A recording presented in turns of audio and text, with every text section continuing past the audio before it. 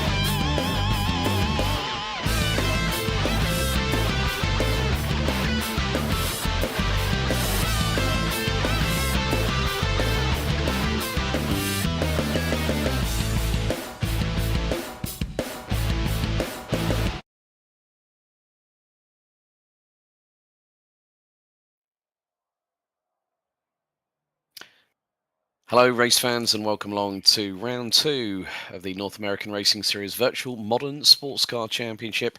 It's time for us to be from, well, last time out we headed to the Florida coastline.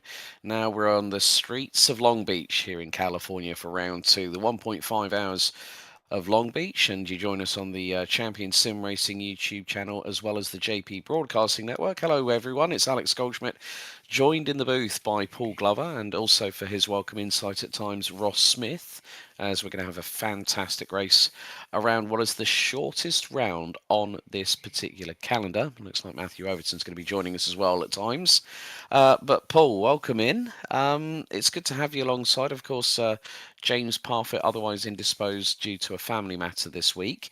But shortest race on the calendar. It's going to be a pretty interesting one with Hypercar, LMP2 and GT3 around this just shy of 2 mile 11 turn circuit. Yeah, hello everybody. Good morning, good evening, good afternoon, wherever you are or watching this at any present time as well. Quite a few cars today. We've got 36 drivers at present, and as you say, it is the shortest circuit of the calendar.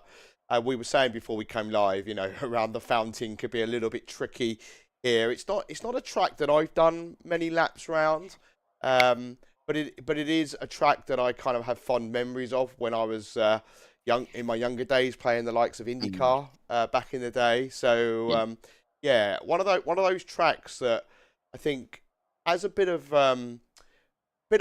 what's the word I'm looking for? Like, people know of it, like it has something. It's historic, isn't it? This track. Mm-hmm. Yeah, there's a lot of folklore. I mean, this track first had its own race on it back in 1975. So basically, 50 years of racing has permeated around this particular location. Of course, the NTT IndyCar Series heads here. And more to the point, folks, we've got a big calendar. We're going right the way through to November 13th when we conclude this series. Of course, we're here at Long Beach. March 6th, we head to Sebring. So we go from Florida to California to Florida. Then we go to Monterey on April 17th. Then we go to Detroit to Belle Isle on May the 8th. Then we go to Watkins Glen on June 5th. We head across the border to our good friends in Canada over at Mosport on July 17th. And then we head over to Road America on the 14th of August.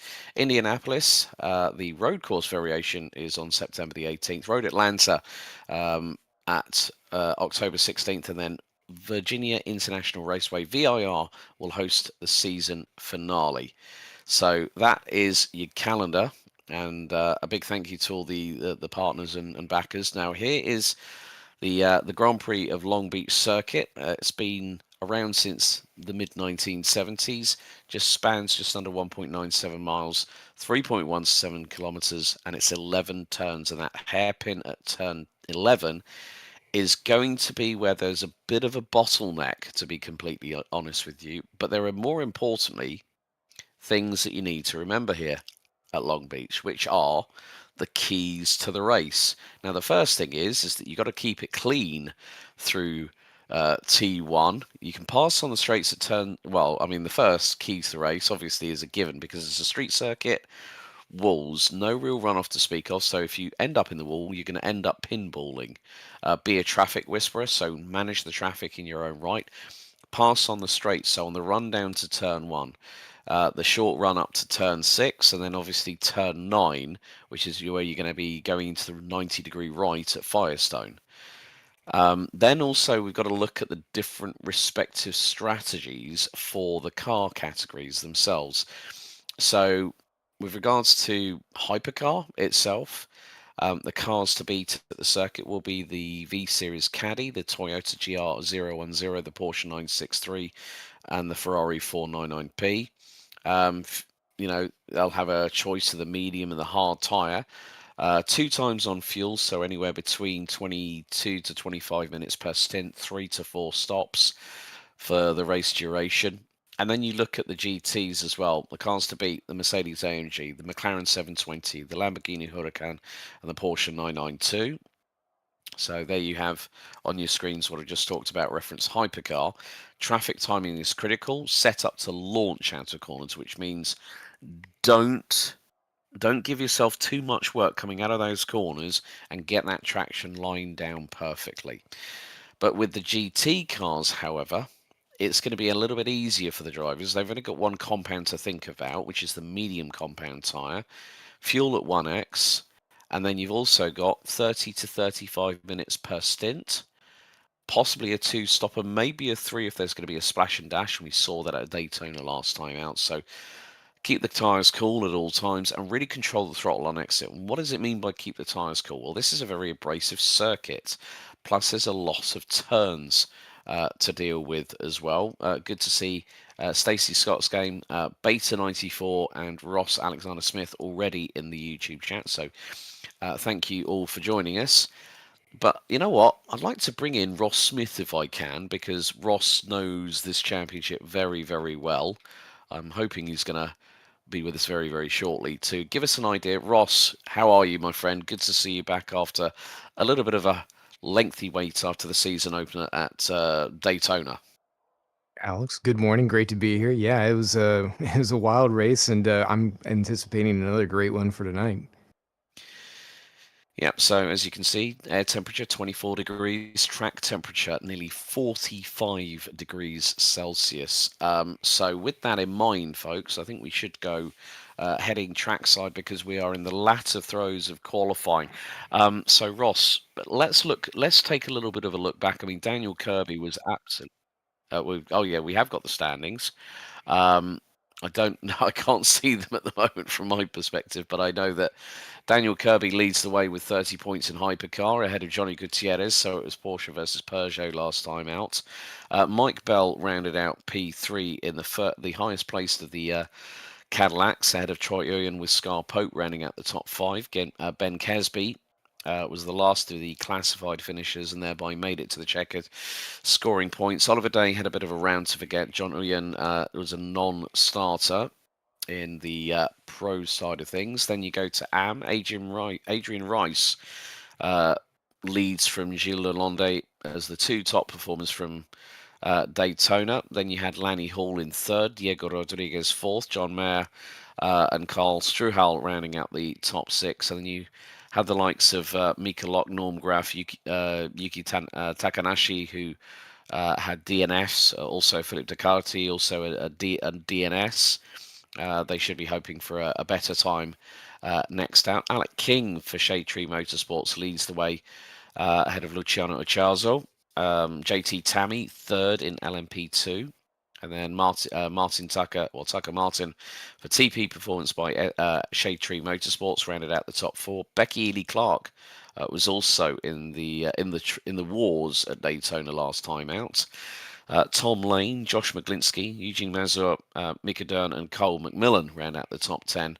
And you see Stuart Barge, Damon Nadrasic, Preston McNair being the first non-scorers, Luis Lemos, Mateus Santos, Vinicius de Oliveira, Yuki Takanashi, and Michael Locke not scoring any points amidst an 18-grid field last time out at Daytona. But Paul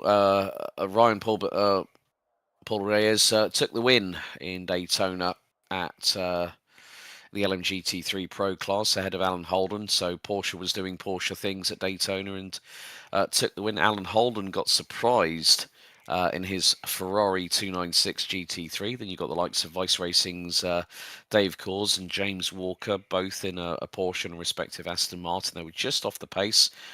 Jamie Zalecki and William Schlichting unfortunately DNFing during the race, but Eric Jacobs and Don Fryman rounded out the top 6. Then we go to LMGT3 and Paul Ibbotson taking the W at Daytona. Stephen Miller also looks strong with a trio of different manufacturers making up the top 3. David Anderson in the Mercedes was looking very strong, but ended up having to settle for 3rd spot on the rostrum. Alexander McQuarrie, Max Sutherlap, and Tom Nacella, unfortunately, not scoring any points. And then we go to the team standings. Shade Tree Motorsports lead the way on 53 points, level with Vice Racing. Ram Ranch by Shade Tree Motorsports rounds out P3, ahead of TP Performance by STM. Dark Thunder Racing GT3 completes the top 5, ahead of LSD Motorsport, and Spin Doctors Racing completing the 7 strong in the teams. And more to the point, well, the streets of Long Beach are going to be alive and kicking with the sound of sports car racing. And yeah, I mean, you said about the fountain, Paul. You said about the fountain, and Ross, what can the drivers expect in terms of technicality? Because we went through the keys to the race. It's abrasive. It's a traditional road layouts that we have in terms of the tarmac underneath the drivers. They are going to be put through the ringer tonight, and so tyre degradation is going to be a key factor. Yeah, you're absolutely right, Alex. And it's really coming out of the corners where drivers need to be the most easy on their tires, because that's where you're going to light them up. The corners are almost all 90 degrees, so you're constantly just putting the most pressure on them and putting the most torque into them as you're driving off of them. So especially for those GT3s, that's where you're going to be putting a lot of heat into them, and you're going to see some thermal degradation happen sooner than you would at other tracks. So you got to make sure you've got a good setup to accommodate that, and if you got good car balance to be able to deal with that, that's going to help you in the long run. But every car here on the grid is going to have a chance to be able to control that, moderate that in its own way. It's just going to be up to the drivers to be able to make sure that they're staying on top of that, saving their tires, cooling them off when they can, just taking advantage, having a good pit strategy. Maybe you do an undercut, maybe you do an overcut, see if you can maybe stretch it out so that way you only have to do one fuel stop, or, however it works out where you can just get a little bit more track position, because that's going to be absolutely key here on top of being able to take care of your car. Yeah, I think coming on to what Ross just said there, Paul, that with the degradation, that's going to be another key point. It's about keeping those tyres within the window of operation and making sure that you don't overcompensate by trying to power out of the corners too early, because we've got some 90 rights, going up Pine Avenue into turn 6, and then you've got the run down to Firestone turn, again another 90 right. I mean, Stacey Scott's game says that McLaren is very hard to turn at the hairpin, so turning circle for these cars is going to be very, very telling, as I hear the rumble of engines, my friend. Yeah, so they just started warm-up, so they'll be just checking a few things, making sure that they can get in the pit boxes and whatnot. So that's all going on behind the scenes. But whilst you were talking, Alex, during the qualifying, I was watching the hypercars in the final corner.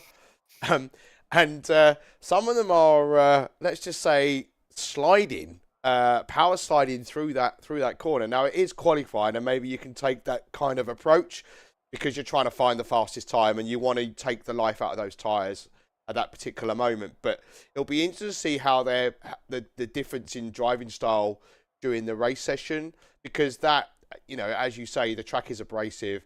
the tyres, it's warm, it's important to look after them, so they can't be abusing them like that during the race. Yeah, so warm up before we go into 1.5 hours. That's 90 minutes of the circuit here at Long Beach, and a big thank you to everyone that's jumping on board with the respective streams. And of course, we hope you're going to be with us right the way through to mid to late November when this season concludes. We are going to be broadcasting every single round, so don't worry. We will be with you at every single round of the virtual Modern Sports Car Championship. So, right, let's have a look at the starting order after qualifying here for round 2. So, Daniel Kirby and Johnny Gutierrez, they line up on the front row ahead of Troy Uyen and Gilles Lalonde. So, it's Porsche versus Peugeot on the front row, Caddy versus Porsche on row 2. Oliver Day and Alec King, who is the highest placed of the LMP2 cars, round out row number 3. Eje Karabasak, and then I didn't quite catch who was in 8th there. John Mayer and John Uyen will round out the top 10 overall. Ducati, thank you very much there, Paul. Norm Graff and Mika Dern will be on row 6. Row 7, Lanny Hall and Luciano Ichiazo. JT Tammy and Tom Lane round out row 8.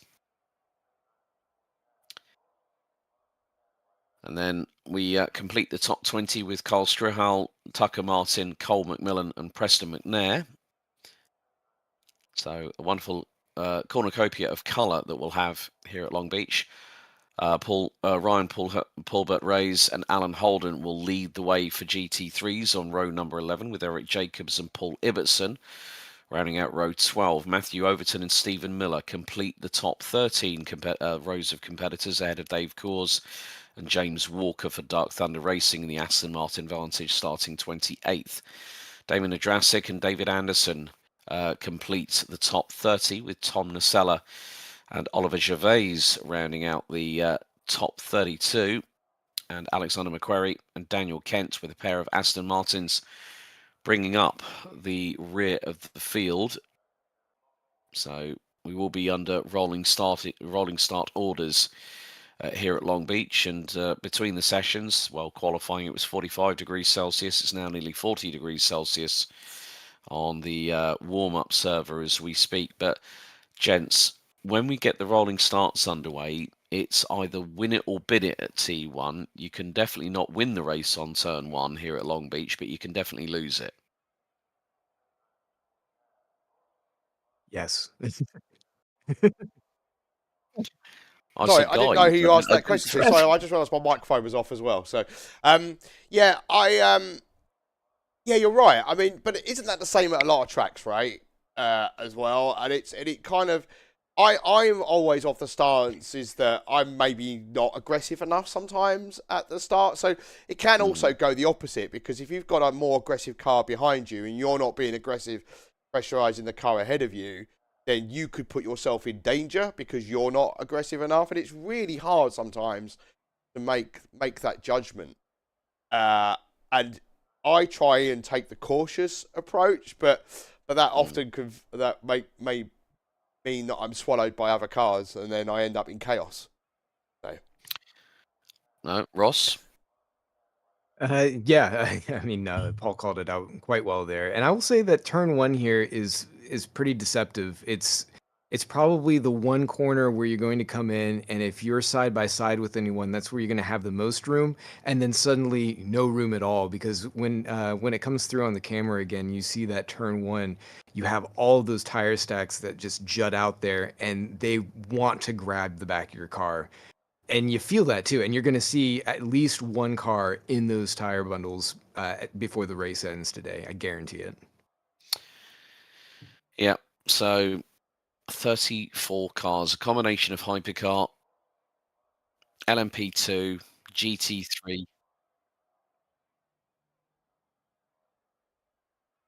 Okay, so yeah, we are encountering maybe a couple of issues with servers at the moment, from what I'm hearing. So, folks, we will, and this is what I love. Right, so this is what I love here, Ross. Love the broadcast. I'm legit here excited because of the commentary.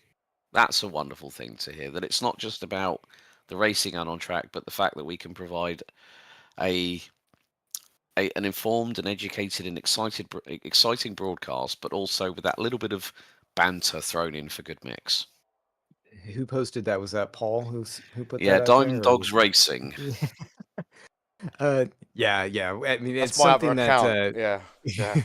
we've been very fortunate to have JPB on board with the wonderful talent that folks like you and Paul bring to the booth, and it just adds something extra special to what's otherwise very close and very strong competition within the Champion Motorsports community. And we really do appreciate everything that you guys do to put this show together. And we love watching it back. I know that I like to put it on in the mornings just as I'm heading off to work, and it's great entertainment. It's great to see some of the insight, some of the wonderful things that are going on just all around the track. I know Paul has his hands full all the time in the background, just trying to keep True. up with everything that's going off, because these endurance races, as much as they're labeled as such, they are highly compressed and they can feel like sprint races all the time, and that just makes them so much more exciting. I mean, it truly is the way that the IMSA races tend to be. I want to say, where you typically have the yellow flags, the cautions would come out, full course yellows, and that would stack the field up again. You don't have quite enough time like you do in some of the longer WEC races, where it's full and uninterrupted for hours at a time, and you get really spread out, and you can see those long form strategies play out. You still have those here for sure, but there's definitely a stronger sense of urgency. There's that little bit of desperation that you'll see drivers throwing around, and they're certainly going to be doing that as they try not to crank into a wall here or there. But man, I just know that you're going to see a couple drivers just scraping it, pushing the limit. We're seeing it right now in practice and warm up as they're trying to just test the waters, see where everyone's at, where those braking zones are, just getting a little bit more under their belt, kind of in the back of their mind. Because when it's times to go to the race, it's you got to know everything you possibly can about the cars around you. Yeah, it's very true. I mean, looking at, say, the hypercars, for instance, the Porsche, on compliance and cornering, we talked about this, Ross, at Daytona at round one. It's the most compliant out of all the hypercars. Okay, it doesn't have the best top line speed, but around a circuit like here at Long Beach, that top speed is going to be in some ways slightly negated by the fact that you need a car that's got that good balance through the corners, and especially through going into Indy left at turn 10, then into the hairpin, going onto Shoreline Drive. That's where the Porsche is really going to be a good weapon to have. And with what we saw with Daniel Kirby versus Johnny Gutierrez, I mean, the Peugeot in comparison is a bit more of a generic all-rounder, but in terms of the compliance and the cornering, it is at a disadvantage, but has the top speed edge, say, going through Shoreline into Bridgestone, into Toyota. So it sort of, in some respects, will even out in some ways, but Daniel Kirby, you would think, is going to have the distinct advantage once again here at round two. Yeah, fully agree. I think that you're absolutely right. Where that Porsche, it's so supple. It's able to just glide over corners. It's able to ease through the radius of the turns, and it really does like these tighter yet quick corners where it can kind of scoot the back around a little bit. And you don't really need a whole lot of top speed here. You have one long straight where you're truly getting to the max that the car has to offer. But even in the short gear stack that they're allowed, you're really not maxing it out as much as you could. And you want to be careful. Again, you're heading into turn one. You want to be as much on that inside apex as you can going through there. But you're right. The 936 is going to be probably the car to beat throughout this race. The 9X8, the Peugeot, and some of the all-wheel drive cars, they have an interesting balance that they deal with for sure, because they kind of have options the way that the different axles work, the way that you can engage the fronts and the rears. You'll see on some tracks where there's much higher tire degradation at the front, they'll run a hard compound on that axle, and then they'll keep the soft, or the medium, I should say, on the rear side of the car, so that way they can continue to kind of get that drive off. I imagine for this track, we're going to mostly see medium tires there. And if they decide that they want to change them out, get a little fresh rubber so they can get a better push out of corners, they might do that. Or they might just try and stay with track position, so that way they can just be a block on those who might have a little bit more pace towards the end of the race and try and play a defensive game.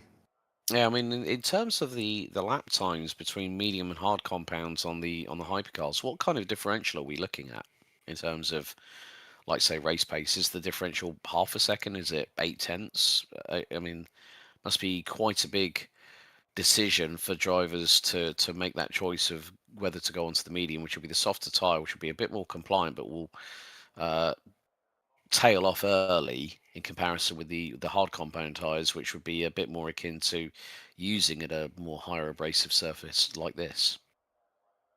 Yeah, yeah, Alex. I think it's. I don't want to put a single number to it because I think it's highly variable, especially if you have a mixed tire strategy of any kind. That definitely throws things into kind of a blender. But as far as the medium tire is obviously going to give you a much stronger grip to the tire or to the track surface as you're going around, and as the rubber levels change, that can really create a difference. As the temperatures change, that's going to create a big difference that you're going to feel. And just depending on the point of life of the tire at any given time, with depending on how the track surface is, the temperature, anything else, it's going to create a different type of moment for that particular driver, that car. So it's a little bit slower, definitely, for the hard compound, but in some cases the overall pace can end up paying off quite a bit more if it's the side of the car, like if you're running, a single axle strategy. It can definitely get it where you're able to be competitive. You're able to actually keep up with those who might be running mediums all around, especially towards the end of the run as the car gets light and you don't have to fight it as much anymore. If you've saved a little bit, you haven't worked that tire completely down, you might actually be able to rival some of the speeds of the other cars if they've kind of worn themselves out. Yeah, well, Paul, we're not that long away from going green here at Long Beach. What are your thoughts about what are you looking forward to most? Because I know, along with being in the booth with myself and Ross, you've got a lot of work to do on those cameras here tonight, buddy. Yeah, it's commentary and working cameras can be quite a challenge at times. I really like what the guys have done here with this mod, and I think we've had some really great races already this season, especially at Daytona, in the moderns and in the historics. And like I say, I like Long Beach. It's a more traditional track. It's a street circuit. It's been around for a little while, and this kind of brings a bit of a different challenge to what they had in the previous round, because it is a more enclosed track. As we've already touched on, it is the shortest on the calendar, and there are 30 odd cars here, so it's got some wider sections as we're looking at now, but it's also, as we already touched on, at the around the fountain, it goes quite narrow. So I'm interested to see how the drivers handle this, but also especially the hypercars, because they are the quicker cars.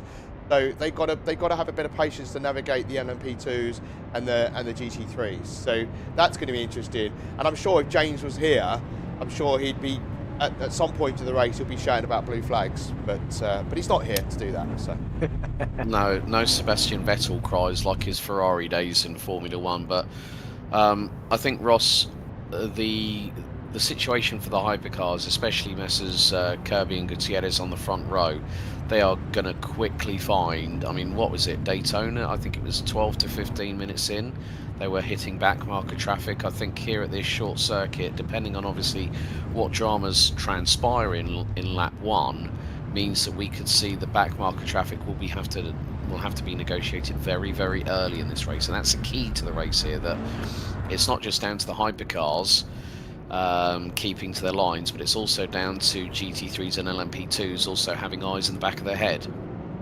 Yeah, I think you're exactly right there. As Paul said, it's going to feel like it happens on lap 1, and they're getting ready to go here. I'll let you have it. Right. Okay, without further ado, we are underway here at Long Beach for an hour and a half as the hypercars get going, and Daniel Kirby gets the textbook hole shot over Johnny Gutierrez. One of the caddies is going to dive up the inside of Toyota on the opening lap. Gutierrez hits the barriers. Oh, straightaway drama in the hypercar, and they just released LMP2s. So Johnny Gutierrez, I'm not too sure which Cadillac that was, but went diving in with a right hook haymaker, and Gutierrez has just Gutierrez is stuck on the circuit. It's caused a tailback drama for the LMP2s as Alec King has made his way through nice and cleanly. Everyone else has been caught up in the crossfire. There's Preston McNair. Oh, it was just that one incident. It had to happen with Hypercars, didn't it? But more to the point, here come the GT3s, but yeah, Johnny Gutierrez not having a great start to the second round here at Long Beach, Paul. That was a drama for him there. That was, yeah. And when we get a moment, I'll go hunting for the replay and we'll take a look. But he has just DNF'd, unfortunately, for Johnny. After such a promising run where it came down to the wire between Kirby and Gutierrez. So Kirby leads the way after the opening lap. Now these laps are going to be very, very quick here in the Hypercars, but Daniel Kirby looks to have expanded quite a big old lead. Gilles Lalonde, the only remaining Bad Day Racing Peugeot 9X8 Evo, is running P3. Ben Kesby was the driver that dive bombed up the inside, and that was going to be something we were going to more than likely see here, Ross, that one driver would go full bore, lick the stamp and send it, and someone else ended up in the barriers as a direct consequence, and unfortunately that was Johnny Gutierrez. Yeah, that was really unfortunate to see, and it was exactly what we just talked about only a few moments ago, where those tire barrels, tire stacks right there in that very first corner, they just stick out so far, and they will catch you, and if you're not ready for them, it'll end your day. And unfortunately, it was at the worst possible time when the field was right stacked on top of each other, and those LMPs unfortunately had nowhere to go. You had Cole McMillan, he was right in the middle of it. I believe Tom Lane caught a whack on that also. I think Damon Radzik also was in there. Yeah, battle here. So we're going to have the Champions Motorsport replay coming up. And, well, this is the LMP2s, and they get given the green flag, so they get underway, and it's full throttle for the 8 car. Well, I think it's close to 9 cars in LMP2. And you can just see they're going to come through Bridgestone, then it's the long run down into Toyota, and then straight away in they go. It's 2 wide, and there's Johnny Gutierrez. Oh yeah, you were right. Tom Lane had to put on the anchors. It stepped out the rear of the car to the right hand side, and he just caught a little bit of the tail end of Johnny Gutierrez. Meantime, Tom Lane and Tucker Martin going through the fountain section are right with each other as they're going to go into the next double right complex, and then short run to Tech 8 turn very soon. But this is a great battle, and this is one of the things I love about Long Beach, is the fact of it's a short circuit, it's close, the barriers have no give, as we've just seen, but more to the point, it is conducive to close pack racing, and that's one of the beautiful things about endurance racing, as Tom Lane has just completely lost it, and that has dumped him down the order unceremoniously there. I mean, he just over-rotated, and he's trying to do a 50-point turn in that Eureka 07 LMP2 car. Of course, all the drivers running in the Eureka 07. But yeah, a real shame there for Tom Lane, just lost it on his own there. Yeah, I couldn't tell if Luciano was very close to him. They're obviously fighting really hard. I just happened to look over from the Alec King Micah Doran battle and saw that. I don't think he touched him, but man, he was right there on him.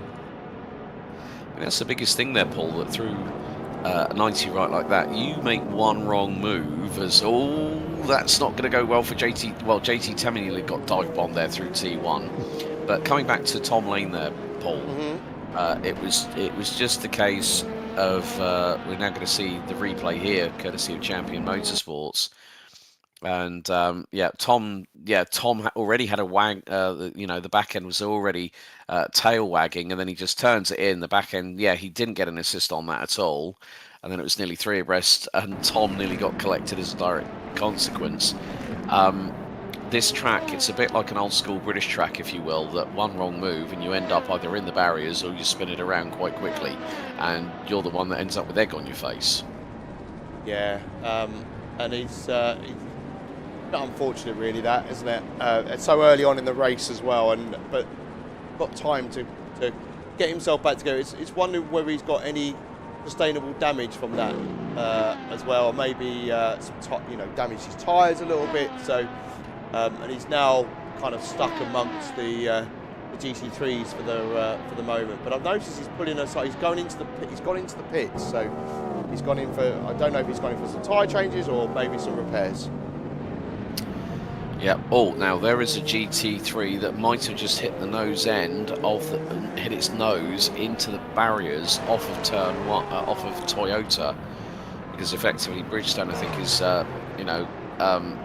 Ross, you were saying that yes, it's a start finish, not a traditional start finish, because it's cambered and it rolls around to the right hand side, as we've got David Anderson versus Alexander McQuarrie in the GT3s, and hopefully that GT3 that has now gone and has escaped from the circuit. This is another battle that we've got here. This is 11th GT3 AM, and that's also been quite a competitive class. I mean, Paul Ibbotson was really quick at Daytona. Miller was quick at Daytona, and I'm hoping that the 6.2 naturally aspirated V8s underneath the hood of that Mercedes AMG might come good here at round 2. But he's got the twin turbo V8 Aston Martin right on his case for that 4th position. Yeah, it's these guys are definitely duking it out. And both of these guys are actually, David and Alexander, are no slouches. They're getting lapped here by some of the hypercar traffic. They often find each other on track. Oh, moving a little bit over. Just a note on that blue line that you saw Alexander McQuarrie kind of crossing over there. There was a note during the driver's brief where they said, you got to treat the exit of pit road like a solid wall. They don't want to see any cars cutting across there if there is a car in the lane or anything like that, because like we talked about before, it's a really tight track. You don't want to see any incidents where somebody's just kind of taking a little bit extra space there. And yeah, it's that blue line right over on the left. So we're kind of watching back there. It's been kind of the site of some very risky maneuvers and some unfortunate incidents in the past, so they just wanted to reiterate, like, yeah, you cannot go across. But kind of back to this fight here, yeah, they're right on top of each other. Those cars are very balanced here. They're both front-engine vehicles, so they kind of have very similar performance envelopes in the way they handle. So they're going to feel fairly good here, I think, because you're able to kind of spin up the rear tires a little bit and get them rotated. As the cars kind of tighten up a little bit later in the run, we'll see how much they've been able to keep their tires warm. I'm just watching in the background here one of the other Aston Martins. I believe that's Daniel Kent, who's kind of spinning his rears up. But yeah, it's a great battle. Looks like it's kind of separating a little bit here. I'm just trying to see if there's anybody else going on around the top. There was an issue with, I think it was Olivier Gervais. I noticed he had some smoke coming off of his car, and I wasn't quite sure about that in the hypercar. He's running in the Porsche. Okay, but we now go to the battle for P2 in LMGT3 Pro between Alan Holden and Eric Jacobs. So Ferrari versus Aston Martin as they come out of the fountain section, then head on to the short run down into the next left-hander here at Tech 8 turn. You can just see it sweeps around, and you just got to carry the speed through, and then it's back up to Pine Avenue. You've got a yellow out in sector 1, and I did say that traffic would be a big factor to consider very early in this race. We're not even 10 minutes in, and I think it was at minute 7, maybe even sooner than that, that we saw that the hypercars were definitely having to thread the eye of the needle going through traffic, like we saw with Gilles Lalonde and also Uyen as well. So there's who's lighting up the rear tyres, Alex? Have you noticed? He's really lighting up those rear tyres. That can't be doing them any good. No, not at all. And if they're running on the medium compounds here, Ross, that is going to mean that, well, we saw in the strategy calls for the hypercars, there could be anything up to 4 pit stops. They are going to literally eat their way through tyres quite quickly as Karabassak is on the flashers to one of the Aston Martins in front. There's been an incident with Olivier Gervais. So I'm just going to bring the replay up and we can have a look and see what happened there. Okay. So And let's just take a look. as we go off screen, the man we were just watching has just hit the wall. So Oh, well, Gervais has had a tank slapper on the start-finish straight heading into Bridgestone and then lost the back end. Oh, God. yeah, I'm not quite sure who that is that's made the contact Well, that's there. that's a BMW MV8 hybrid, if ever I saw it. I could tell by the rear light cluster on the car. That is not going to help Gervais in any way, point or shape or form, because he's waiting for all the traffic to get through. Of course, at least the turning circles on these He cars. has now in comparison- DNF'd Alex. So yeah. Oh, so Karabasek has now retired from Hypercar. Okay, not at all a surprise, and well, that just goes to show how quickly this race can turn around. And well, Karabasek has now rejoined down in last place in the Hypercar Pro category, in 6th in the 001 Caddy. Nice paint job on that one. We've got another yellow out in Sector 1. We are going to see, I think, Ross, quite a few yellows here at Long Beach. I mean, they'll be thinking, oh, thank God we go to Sebring, and then you've got a lot more happening around that track. That's got more surface changes than I think any circuit on the VMSC calendar we got here in 2025. Yeah, Sebring, fortunately a cursed track for me. It looks like that yellow, by the way, was for Stephen Miller overshooting turn 1. But yeah, it's another track in the sun. I've personally had the opinion that they need to grind some of the track down, but I know that's controversial. And it looks like there was a spin in the background from, I think that was Daniel Kent. I'm just noticing in the Aston Martin. Yeah, you're right. I can see that he's come up on my screen. He's definitely had a moment. So yeah, I did spot. Yeah, when we saw Karabasek go, and Karabasek has just hit the wall, again, and he's got again. Mr. Kent was actually pointing the wrong direction as the LMP2 behind Karabasek just goes very tail happy. And again, we're not just seeing it in Hypercar, we're seeing it on LMP2s as well, that they're having to spin the rear tyres out and effectively pull up that e-brake, so to speak, as Hall in Hypercar AM has now pitted and has been in there for a little bit of time, just under 2 minutes on his marks in the pit lane. Very short pit lane here, well, lengthy pit lane when you consider you come out of T11, then you've got to dart to the right hand side, and then it's as you head into the braking zone for Toyota, you've got to be very, very careful on that pit lane exit to maximise your opportunity, that if you're trying to do the undercut, as you alluded to earlier, Ross, in the pit strategy, as to whether it makes the difference between gaining a position or maybe losing 2 or 3, depending. And we're even seeing the McLaren 720S even go a bit tail happy. So every single class is literally pushing 11 tenths on these tyres to within an inch of the rubber that's still left on them. Yeah, and I think you're right. I think the coming off of the start, because of the chaos that kind of began in turn 1, I don't know what that's done to this field, but I feel like it's just a little bit more chaotic than we would typically see. I mean, normally there's quite a bit of frantic action, but it just seems like it's a little bit extra here right now. And there have been quite a few little bumps and bruises, especially around that hairpin coming out of the final corner.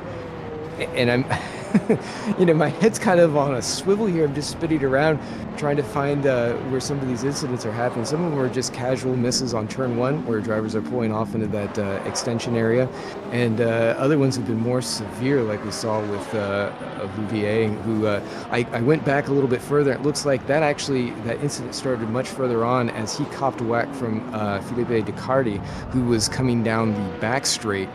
Gave him a flash, there was a little bit of confusion, and he accidentally cut him off, sent him into the wall. So I think that started the damage, which led to him ultimately having that spin where he was stuck sideways on the main straight and got hit by Lonnie Hall, it looks like he's finally out of the pits, and he's just leaving now. So he finished repairing the damage from that particular incident. So hopefully he'll be able to go out. But man, like you said, going down this pit straight, even though it is the shortest one, this is the shortest track, and you think, okay, I didn't spend much time there, but you're already 2 laps down, just trying to get those repairs and get back into action. Yeah, I mean, we've just only gone past the 15-minute marker elapsed, and Mika Dern versus Tucker Martin in the battle in LMP2 is around about a second as they head through into Toyota, now make the run through into the fountain section. Mika Dern goes tight to the apex through the fountain section and into the next of the right-handers. Quite a few right-handers here at Long Beach.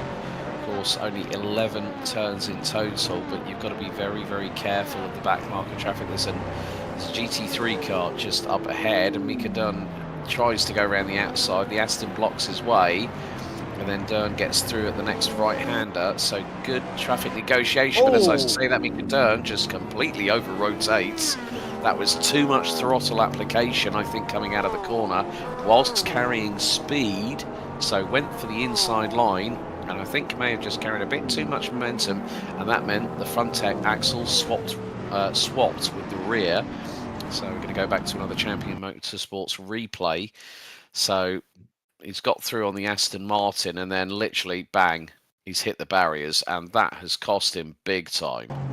It has. He's still there. Yeah, Go ahead, Paul. Sorry. Oh, it's okay. It's all right. No, there's a lot that, like, to what, you know, I am listening to what you were saying. There's a lot going on, and it's quite hard to keep in. But yeah, he's still there at the moment out on track, and his cars are having to really take a bit of a avoided action to get round him at the moment. So yeah, he's as you can see, he's in the background there. So that's the other thing I guess we didn't really touch on, is that when you do spin here, it's quite tricky to get going again. Yeah, I'm actually just walking. Yeah, there it is. Unfortunately, he's just in one of those terrible spots. There's just nowhere to go. Yeah. And everyone is so strung out too, so there's just no break in traffic. Yeah, as I said, you've got to have your head on a swivel the whole time. The 87 GT3 got compromised, so Mika Dern has got going again, and now he finds himself down in 7th position, quite a way behind Preston McNair in the number 16 TP by STM. And again, Mika Dern spins it because he got damage, let's not forget. And more to the point, I think that is a very wounded LMP2 car. I think Mika Dern's probably got to do one thing only here, Paul. He's got to pit that car, because if he keeps on over-rotating, he's not just compounding his race, but everyone else that is closing in on him at a rapid rate. Yes. Yeah. It goes from bad to worse, doesn't it? Mm-hmm. And I think you're right. I think he probably needs to, and also sometimes just having that pit stop is a good reset. I see John Ewan's causing a yellow flag in sector 2 currently as well. Just a couple of call-outs. I see a couple of drivers are DNF'd. Don't know if I've been looking at other things. I don't know if you mentioned Ben Kesby's DNF'd. That's a big one. Yes, and Stahil Mustak as well. So sorry if I butchered that name. So Ben Casby, who dive bombed up the inside of Johnny Gutierrez at turn 1, lap 1, has now DNF'd officially, which means we've got 5 cars in the Hypercar Pro category. John Uyen getting a bit tail happy, lighting up the rear tyres. He is now a lap down because of Dan Kirby having gotten through, and Uyen finds himself about 25 seconds behind Karabasek. But we go back to the replay here for John Ewan. Oh, he's lost. Oh, that was through Tech 8 turn. But So at easy least, to do. yeah, but at least the good thing is you have enough space to light up the rear tyres on those hypercars and get the car spun round, but you've got to wait for traffic to get through first. That's quite crucial. So we are 20 minutes in to what already, I think, Ross, you can probably consider the Long Beach being the most chaotic race of the calendar so far. And more to the point, I mean, we've got Belle Isle a little bit later on this season. That's also another street track. That's also going to be another one that's going to be very much akin to what we've got here at Long Beach, that the walls are very close. There's nowhere to hide. There's nowhere to breathe. And you go off one wall, you're going to pinball into another and probably take someone out with you at the same time. You're exactly right. You know, they say in Formula One, it's jets in a gymnasium. When it comes to Long Beach and these hypercars and LMP2s, it's like horses in a hallway. It's just, there's no room. And I think that was that Preston McNair that's just hit the barrier coming out of the final corner. Yeah, I believe so, yeah. Oh, so more dramas for LMP2 drivers. And we've got a car on its roof. That was an Aston Martin, I believe, going into Toyota. So that might be causing the 87 that has just gone. Oh, yeah. Yeah, he had a big incident. Oh, Vice Racing's Dave Cause. That's caused another DNF. I mean, our good friend Actual Vision, aka Luke Crane, said, "Oh, I like that when the car's on its roof. It's his favourite thing in the world of sim racing." Ducati has pitted from P2 in Hypercar Am, which means the mare goes up to P2. Day still leads the class. Graf now up to third. Ducati fourth. Strahal and Hall ran at your top six. We'll give you a top five roundup at the 45-minute mark to go, but Alan Holden is being closed in on by Eric Jacobs, so Ferrari versus Aston Martin. And while at the minute Paul Reyes is looking for two on the bounce here, Ross, and he's about 3.6 seconds ahead. So Paul Reyes doing a sterling job like we saw at Daytona. We thought he might have been out of the mix for the win at Daytona, but everything came his way despite the best efforts of this man here, Alan Holden, in the 25 Ferrari 296.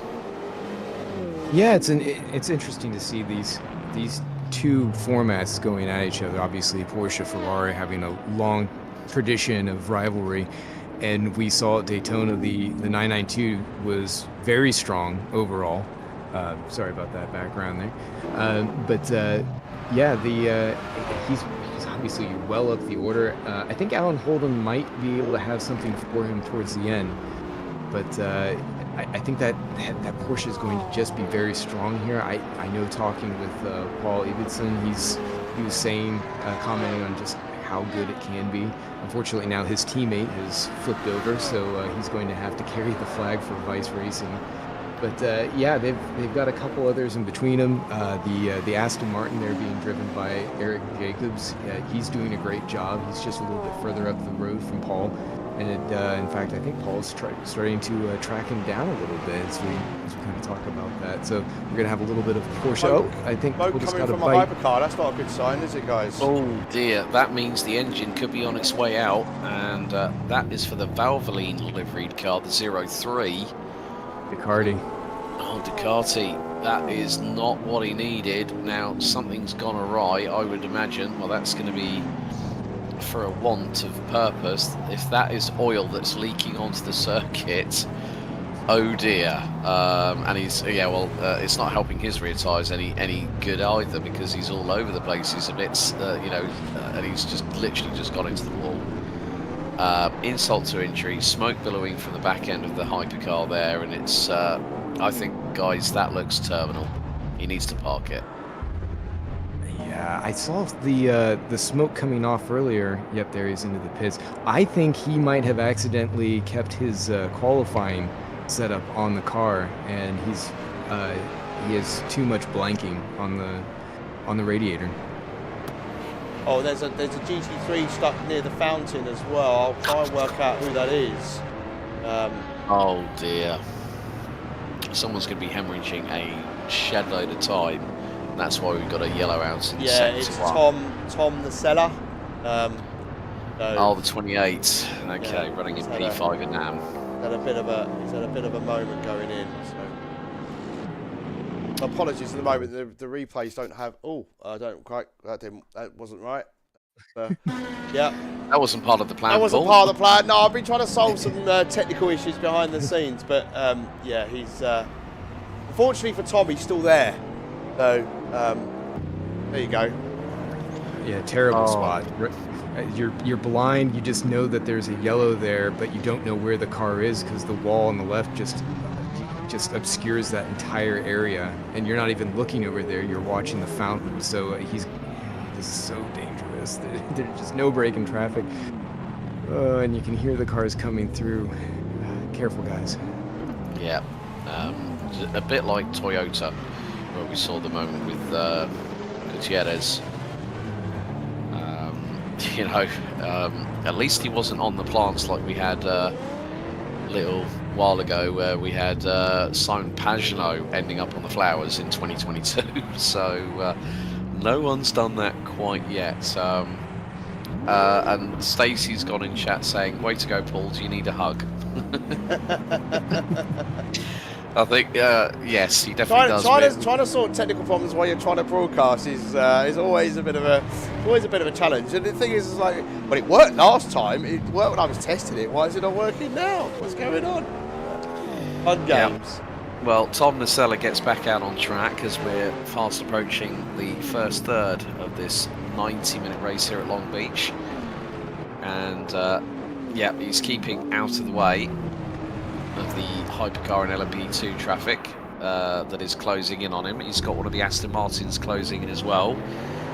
Change because I think Ibbotson has come into the pits. We've got I think that's our third place driver, that's Jacobs in LMGT3 Pro, that has just pitted at the 27-minute mark. So we were, with regards to the strategies, we were seeing that it was going to be between 30 to 35 minutes, but I think you know, that would be an optimistic strategy call.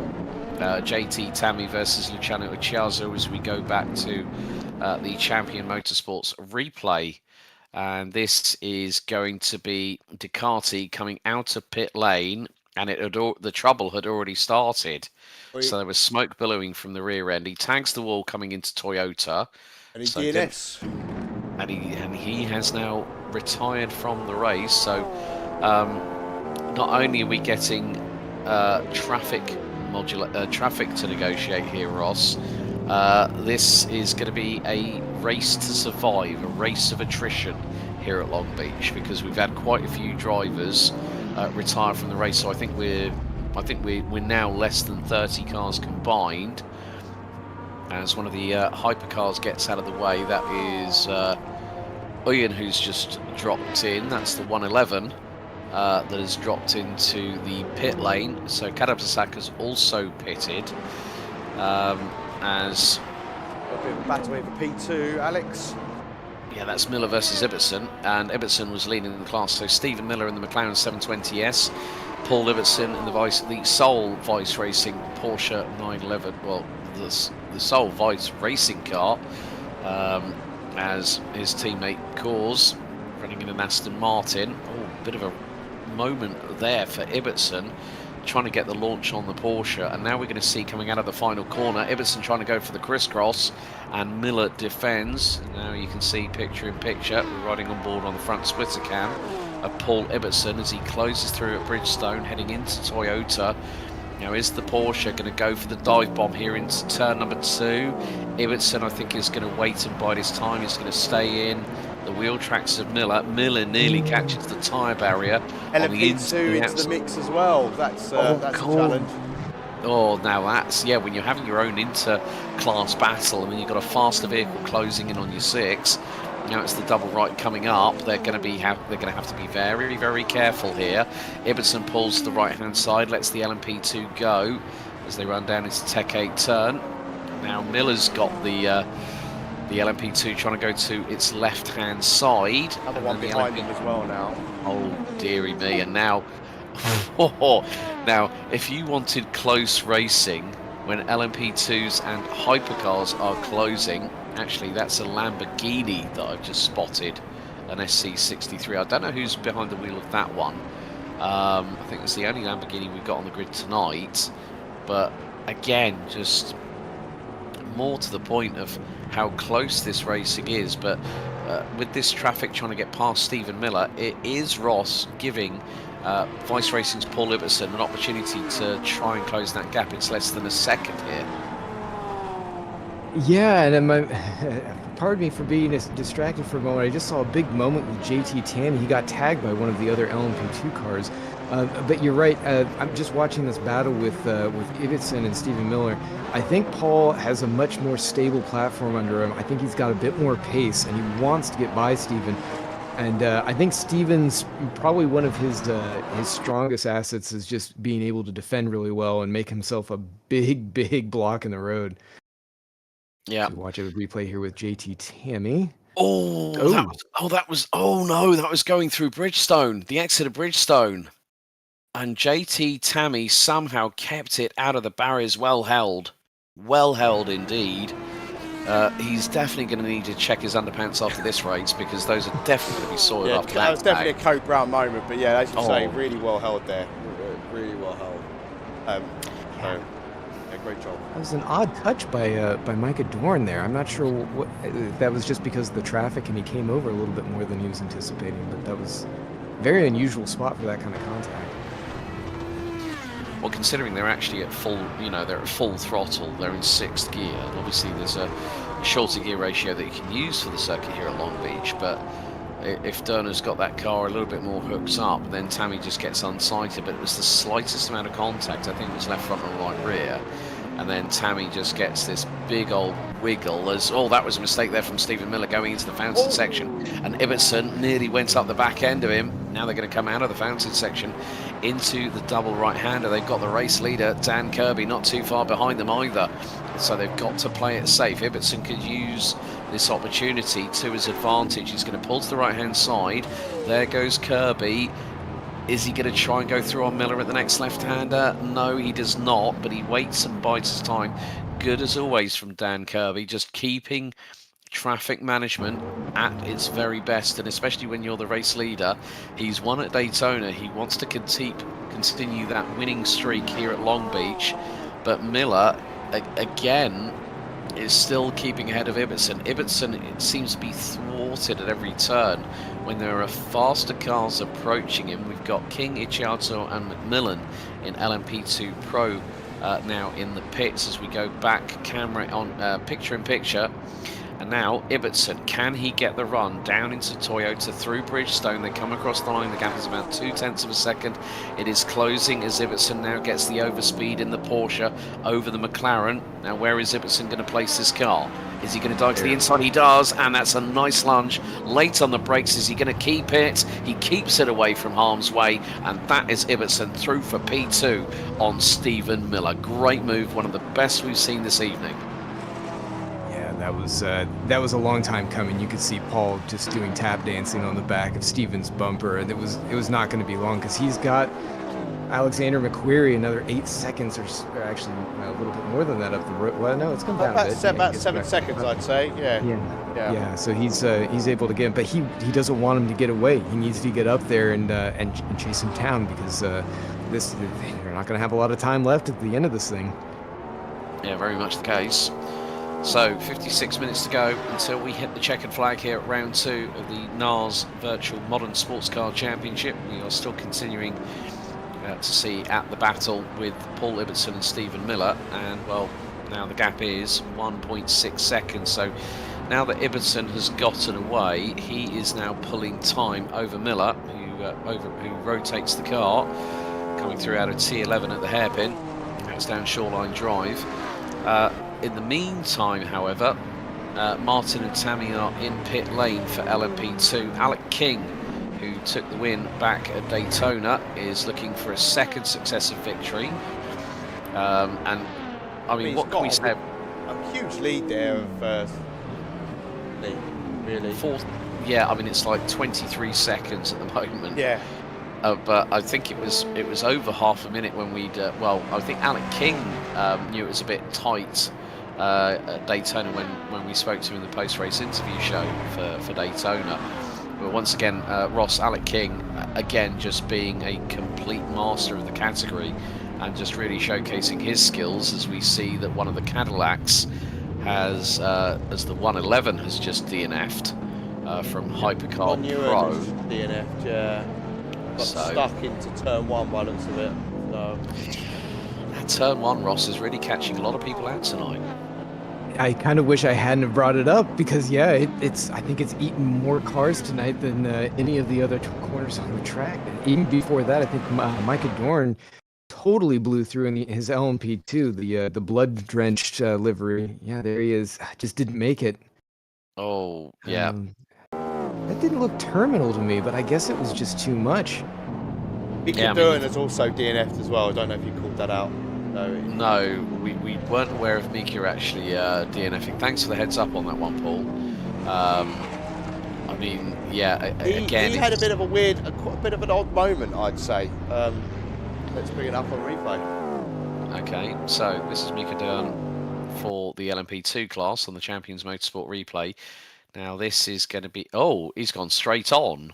And yeah, so I don't know if he's had a technical issue or, you know, maybe the game crashed or... along those lines. So. It looked it. Yeah, well, we go back to the LMGT3 Pro lead battle, which is between Ryan Reyes and the Porsche 911 GT3, the 992 variation, and then Alan Holden, who's about 6.6 seconds behind. It looks like at this early stage in the season here, Ross, that it's between these two for top honours in the Pro class, and there you see, well, that is Jacobs, who is now a lap down in 4th position. Jacobs was running really, really well. He did his first pit stop, but then, of course, we haven't seen Reyes or Holden yet to pit, so that could sort of equalise the ledger, so to speak, in the GT3 Pro category. You're absolutely right. Yeah, they should be coming in here because we're just about a little bit past the hour. Although some of them, I think, we're looking to see if they could extend it a bit more. And Long Beach being what it is, the way the traffic flows, it does allow for opportunities where you can back off the throttle and do a bit of fuel saving. So I think that there are a few drivers in LMGT3 and probably even in the Hypercars, maybe LMP2, who are looking for those opportunities where they can maybe eke it out and save themselves a trip down the pit road, because it will take a chunk of time, and if you can manage to stay competitive and not take that extra stop, get that splash, then you definitely stand to keep that track position so much better before the end as we come on another replay. Okay, so this is going to be, Jacobs and Holden. Oh, that was at the hairpin. That's... Yeah, that could... I mean, obviously, there can be reports submit. Oh, and there's another LMP2 that's just lost it coming out of the final corner. That turn 11, I think there's going to be a collective sigh of relief from every single driver in every single class in this championship that are going to be thinking, thank God we've got Long Beach out of the way early, as Paul Iverson being closed in on by one of the 963 Hypercar. There's been an incident with with a few cars. I think Lanny Hall's involved. I don't know. I can see James Walker. I don't know who he comes up on. So it's the colourful Mustang. Is it a Mustang? I think it is. Sorry, I'm the Mustang again. Yeah. It's not been his day either. My goodness me, it just goes to show once again that this track is not taking any prisoners, and we're nearly at the halfway point. And if you've got to this stage, what was that? Was that a Aston Martin Valkyrie I saw in the background? One of the Hypercars, I believe. Because we have had a couple of... Yeah, I'm not too sure who's running one of them. I mean... we have had some issues behind the scenes, which means that... Oh, no, he hit an LMP2. There was a stopped LMP2. So I'll try and work out who that... But facing the wrong way. Yeah, it's not where you want to be, really. I'll try and work out who that is. Paul Iverson into the pits. Right, so Paul Iverson, who was leading LMGT3 AM, now in the pits. Miller is also in the pits in that class, as once again, Alan Holden now is leading, as Paul Reyes has pitted the 086 Porsche 992 GT3 from the lead of the race. We are just under 5 minutes away from half-time here at Long Beach. Alan Holden now goes into the pit lane, so the pit lane cycles for GT3 very much in effect as we speak. Loving the livery here on this 296 GT3. It kind of reminds me of one of the old Ferrari Challenge cars, you know, like the 430s and the 360s. I think they're using the 488s now in the official Ferrari Challenge competitions that go around the world. James Walker for Dark Thunder Racing in that wonderful deep British Racing green is now in the pit lane as well.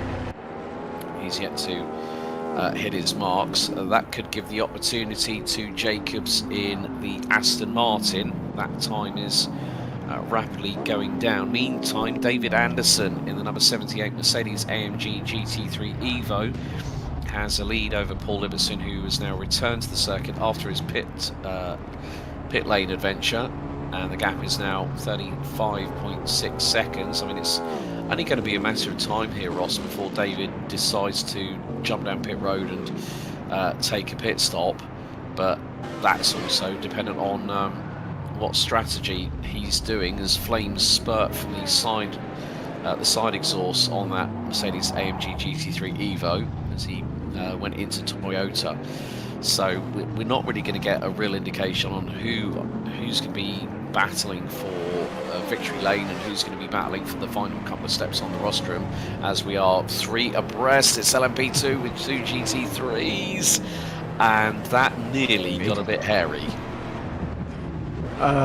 Yeah, it's great to see that they're able to get through like that. I'm sure each one of them is probably a bit frazzled right now. Like you said, they're coming through, and this is definitely the window for those first pit stops, especially for the LMGT3s.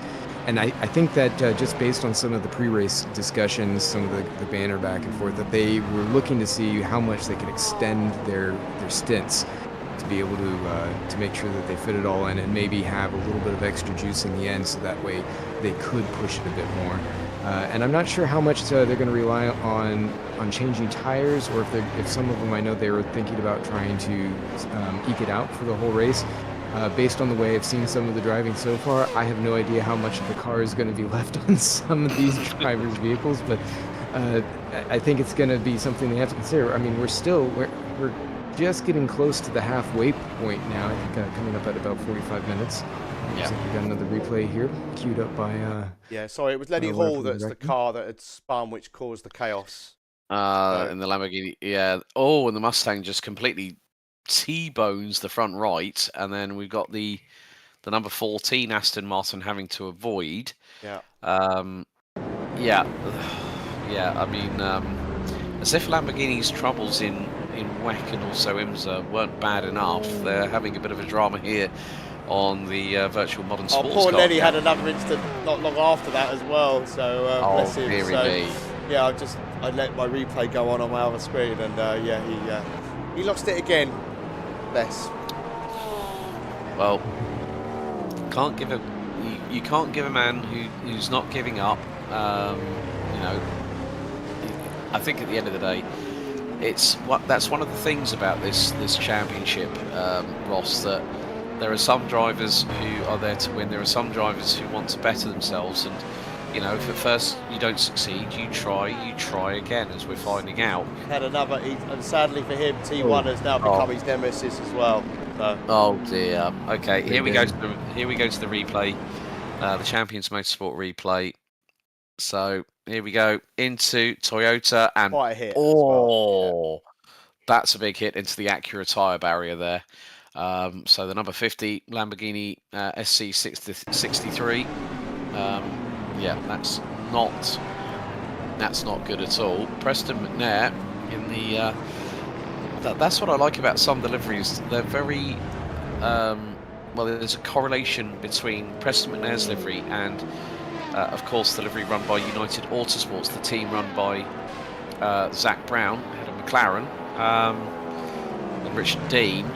Yeah, the TP by Shade Tree Motorsports, number 16, looks like a United Autosports doppelganger, if you will, here, Ross. And and that's what I like, that there's a nice little bit of creativity when it comes to the liveries, and a little bit of creative license, let's say. Oh, it's beautiful, and I just love what the community's done here. I know that that Alex has been a little bit of Mr. McNair getting a little excited there. Alec King, who's definitely been overseeing a lot of the livery work, not only as you see on that team, but through much of the mod. He's donated a lot of wonderful works of some of our default liveries that a few drivers have taken advantage of. But he's also helped other community members on top of those who are on his own team, on his own teams, and they just look wonderful. He has wonderful nods to a lot of the real life liveries. He does a great job with some of the custom ones. And we love seeing all of these wonderful rainbow varieties filling up the grid. Yeah, that's always a good thing when you have a lot of contributors to the series, but not just in this league, but also a whole host of other leagues. So, and that's one of the things that we love here in the world of sim racing, Paul. That there's so much colour, there's so much diverse sort of like looks on how they can make a car stand out from many different perspectives. As we are more than halfway through the race right now, we're at 43 minutes and 30 seconds, give or take a couple, towards the checkered flag. But that's one of the wonderful things, isn't it, that you get these wonderful different bits of colour on every single car that we have on the grid.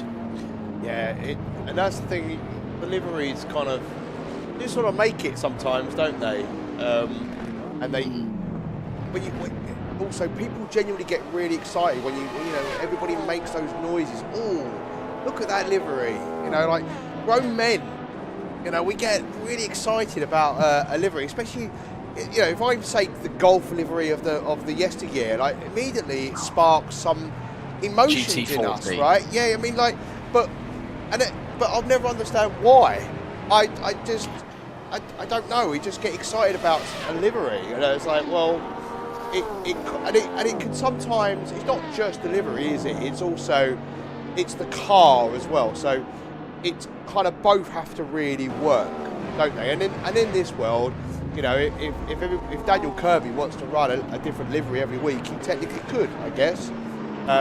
Be a lot of work, but yeah, and obviously for things like Le Mans 24 and things like that in the real world and in the sim world, generally people will run custom liveries for certain events and things like that. So it is always nice to see what people.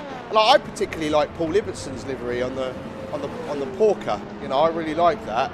I think it's a good mix of yellow and green. I'm a big fan of that one. Yeah, well, with just under 42 minutes, let's give you a brief rundown of the respective classes. 4 cars still running in Hypercar Pro. Overall race leader looking for 2 on the bounce is Dan Kirby. Gilles Lalonde is second in the number 65 Bad Day Racing Porsche 9X8 Evo. Troy Uyen for the CMS Pro Blue and the Caddy V Series R rounds out the top 3, with Ege Karabasak and the 001 rounding out the 4 runners. We've had retirements from John Uyen, Ben Kesby, who was running second, Sahel Mustak and Johnny Gutierrez. Gutierrez unfortunately taken out by the dive bomb going into turn 2 on lap 1. Oliver Day leads Hypercar AM ahead of John Mayer, with Norm Graff rounding out the top 3. And so we have Porsche, we have Cadillac, we have Aston Martin, Carl Strahal and Lanny Hall still running. Philip Ducati unfortunately DNFing in the Hypercar AM class. Then we turn our attention over to the it looks like that's GT3 Pro. Eric Jacobs leads the way ahead of Ryan Paulbert Reyes. Alan Holden in the Ferrari rounds out the top 3 ahead of James Walker, with Matthew Overton the last of the 5 out of 6 runners, with Dave Coors from Bice Racing ending up on his lid a little bit earlier on. And then we've got Paul Ibbotson leading GT3 AM ahead of David Anderson, with Stephen Miller rounding out the top 3. Alexander McQuarrie for Dark Thunder Racing 4th, Daniel Kent 5th, Tom Nacella in the Soul Mustang GT3, and Olivier Gervais for the Soul Lexus RCF GT3, unfortunately retiring from the race and will be classified 7th. Alec King leading by a lap over JT Tammy, Luciano Lichazo, Tucker Martin, Preston Burnett and Cole McMillan round out the 6 drivers still in LMP2 with Micah Dern, Tom Lane, and then I think it was Dvorak out as well. So we have a very, very decimated field at this point here, Ross, and it's not going to get easier over the next 39 minutes and 40 seconds that still remain. That collective sigh of relief will probably be ringing in our ears come checkered flag time. Yeah, I'm actually a bit surprised that we've had 10 DNFs. Over a quarter of the field has been taken out early on, and I think most of them have been self-induced. We've seen a couple incidents as drivers have come together, but most of them have come from drivers kind of over-rotating, coming off of corners, taking them a little bit fast as we're watching this battle for P1. I don't know that this is the effective battle because I think we still have some of the pit cycles to sort out. But right now we see Ryan Paulbert Reyes, and he's really smacked down on the on that split between him and Eric Jacobs running at the top of the GT3 class. And he's starting to poke in there just like Paul Ibbotson was looking at Stephen Miller just a little earlier on. Yeah, we've had a brief yellow out in sector 3. There, yes. Oh, We're going here to we replay up go. onto your screen now in the final corner in the hairpin. Just a little bit too much gas. Oh, yeah, too much beans on the loud pedal on the right hand side, and well, tries to initiate a J turn of all things. Nearly got it done, and Ibbotson comes through. So tight because these things have got a turning circle of a bus, haven't they? oh yeah, don't reverse on. Don't do that. oh, he's reversed into pit lane. That's it. That's I'm intuitive. surprised he didn't get disqualified. Yeah, I would. Well, he was technically going the right direction, just not pointed the right way. How do we think the old FIA would view that? That would be a slam dunk penalty. It would, wouldn't it? Yeah, it would be a slam dunk penalty. Probably maybe he stop wanted the the pit. No, he's stopping anyway, so maybe he needed the pits. So we've also got a yellow now out for Cole McMillan as well. So I think he's had he didn't even make the final corner. So it was in a very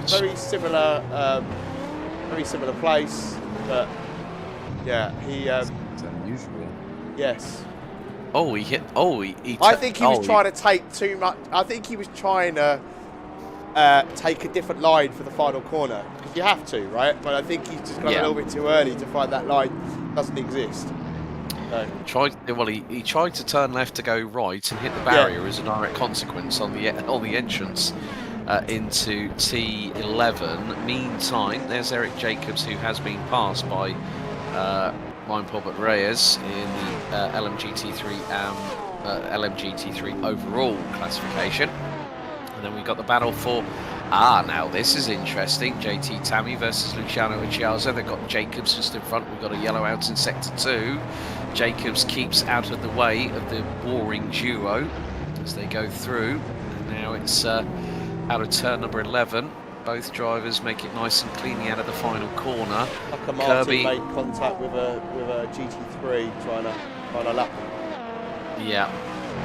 So that just goes to show how the those millimeters that you need between cars. We go back to another Champion Motorsports replay. This is going to be It wasn't really on, was it? No, should have really held back and maybe Yes. just lifted off the throttle a little bit, That was that was a gap that was going to forever be closing, but JT Tammy and Luciano Ricciardo are now going to try and get through on... Mr. Tucker's quite aggressive. He's been at it again. Oh no, oh here we go.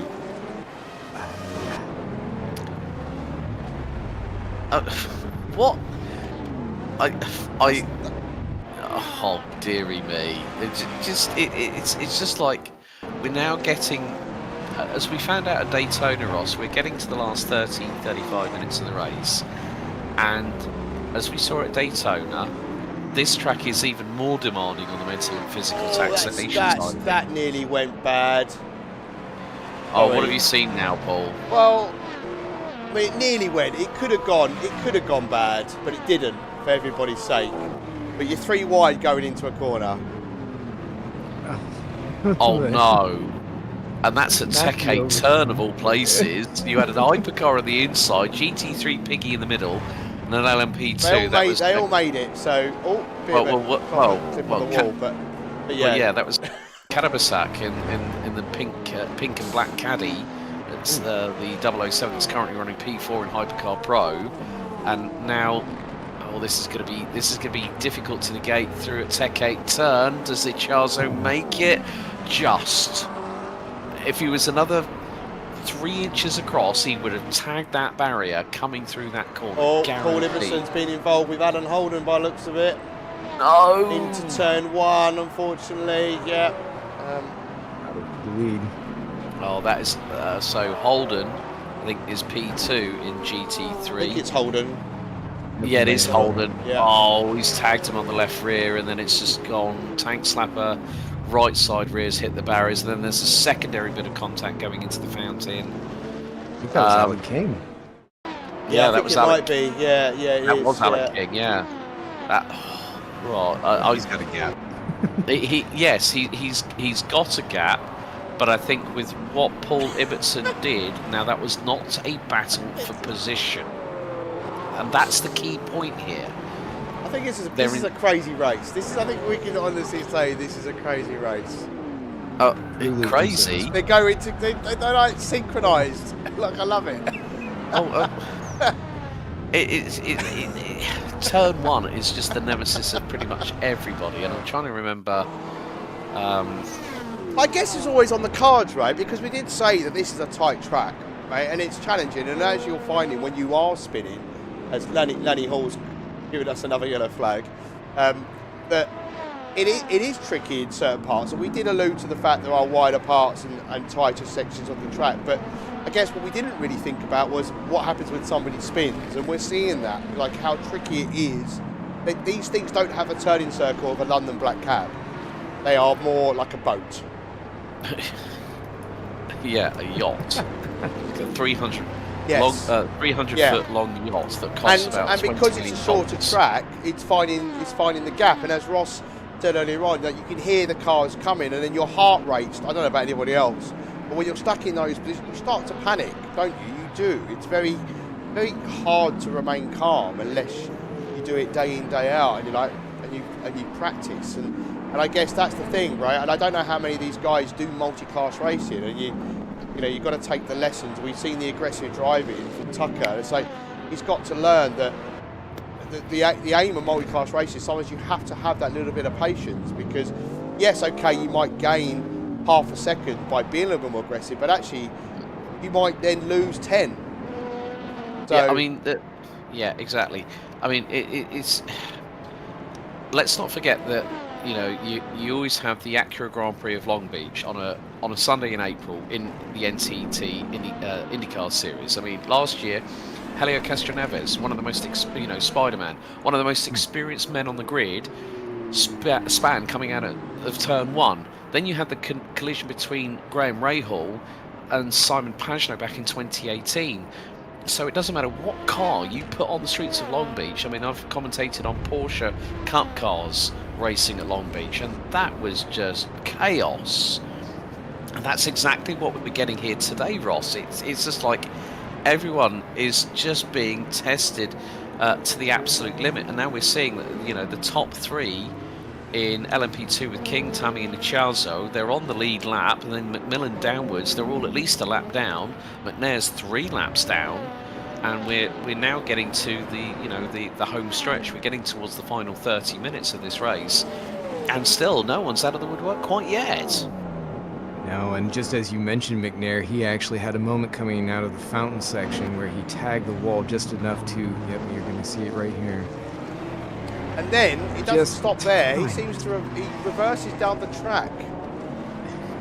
Well, slight reverse, and then. No, not a slight reverse. Oh. So was he trying to do his J-turn efforts again? Yeah. So he's trying to find the gap in the barrier. Look. Oh yeah. I'll just. Because the yellow flags were coming and going. I'm like, what's he doing? And then I see this. I'm like, okay. That's different. He's trying to get to the EMT squad, so you don't have to come to him. You know?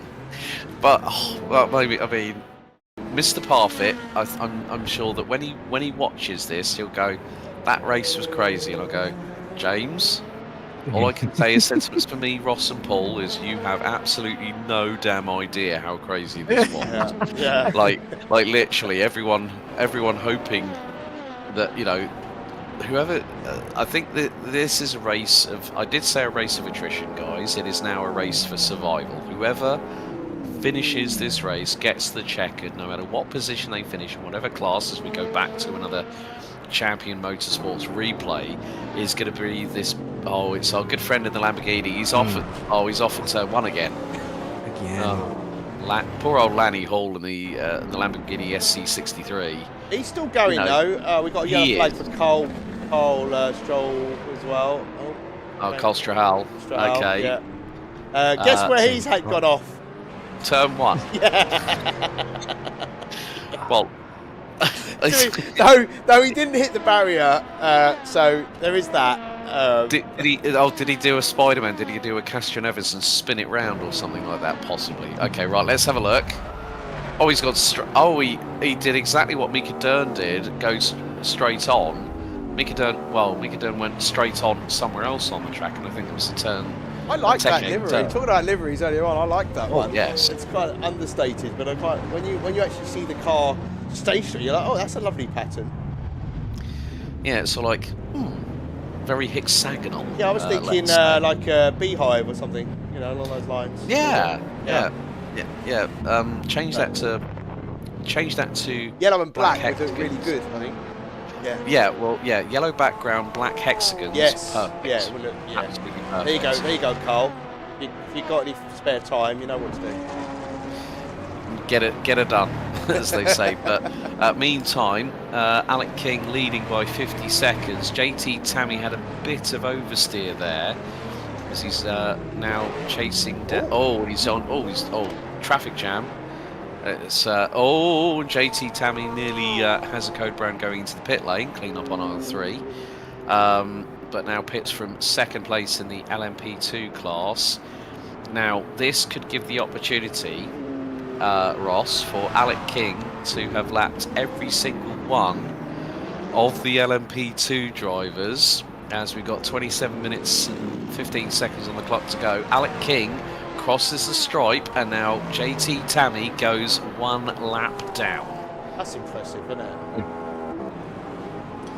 It'll be short-lived though, because he's gonna. It's right on time for the for stops. I wouldn't actually be surprised if he came in on the next lap. But we actually just saw Paul Evenson also come in, so he's been able to split it down the middle. I don't think that he'll need to come in for a splash at the end, so I'm sure he'll probably top off going into the end of the race here.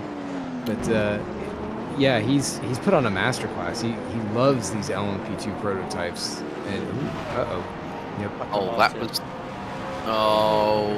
in the TP by STM LMP2 Oreca. And Alec King threading the eye of the needle again.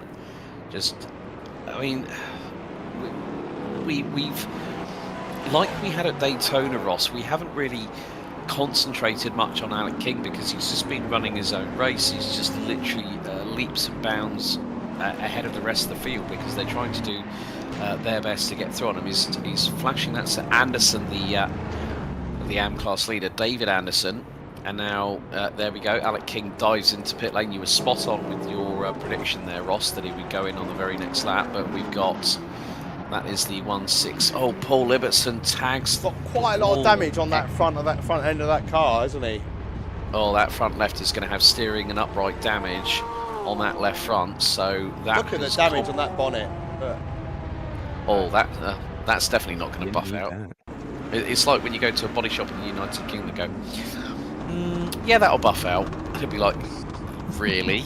you know, it doesn't matter what accident repair centre you go to, wherever you are in the world, they go, yeah, it'll just take a couple of bits and it won't take us long, and then they realise it's going to be 3 weeks, and 3 weeks with sanding it down a primer, putting the primer on, and then the undercoat, then the lacquer, and then you're like, Yeah, you said it was 3 days. My car's been with you for 3 months. What's going on? Oh yeah, parts have been on back order.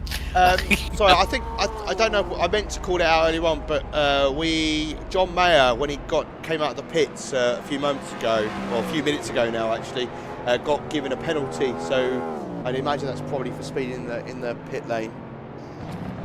I think that's the way. No, we haven't seen much of this man, have we? Because he's just been running away with it. No, he's Annoyingly. well.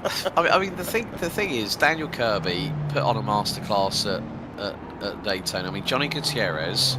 I mean, you and I were here when we called that race, Ross, and it was so close between Gutierrez and Kirby, and Gutierrez was giving it everything, absolutely everything, and now Gutierrez out on lap 1 at Toyota, and Kirby's just run away with it, and I'm sure that Gutierrez will be thinking, right, I've got an opportunity at Sebring, because we're still in the early days of this championship. If you have a DNF in this early stage, you can still come back from it.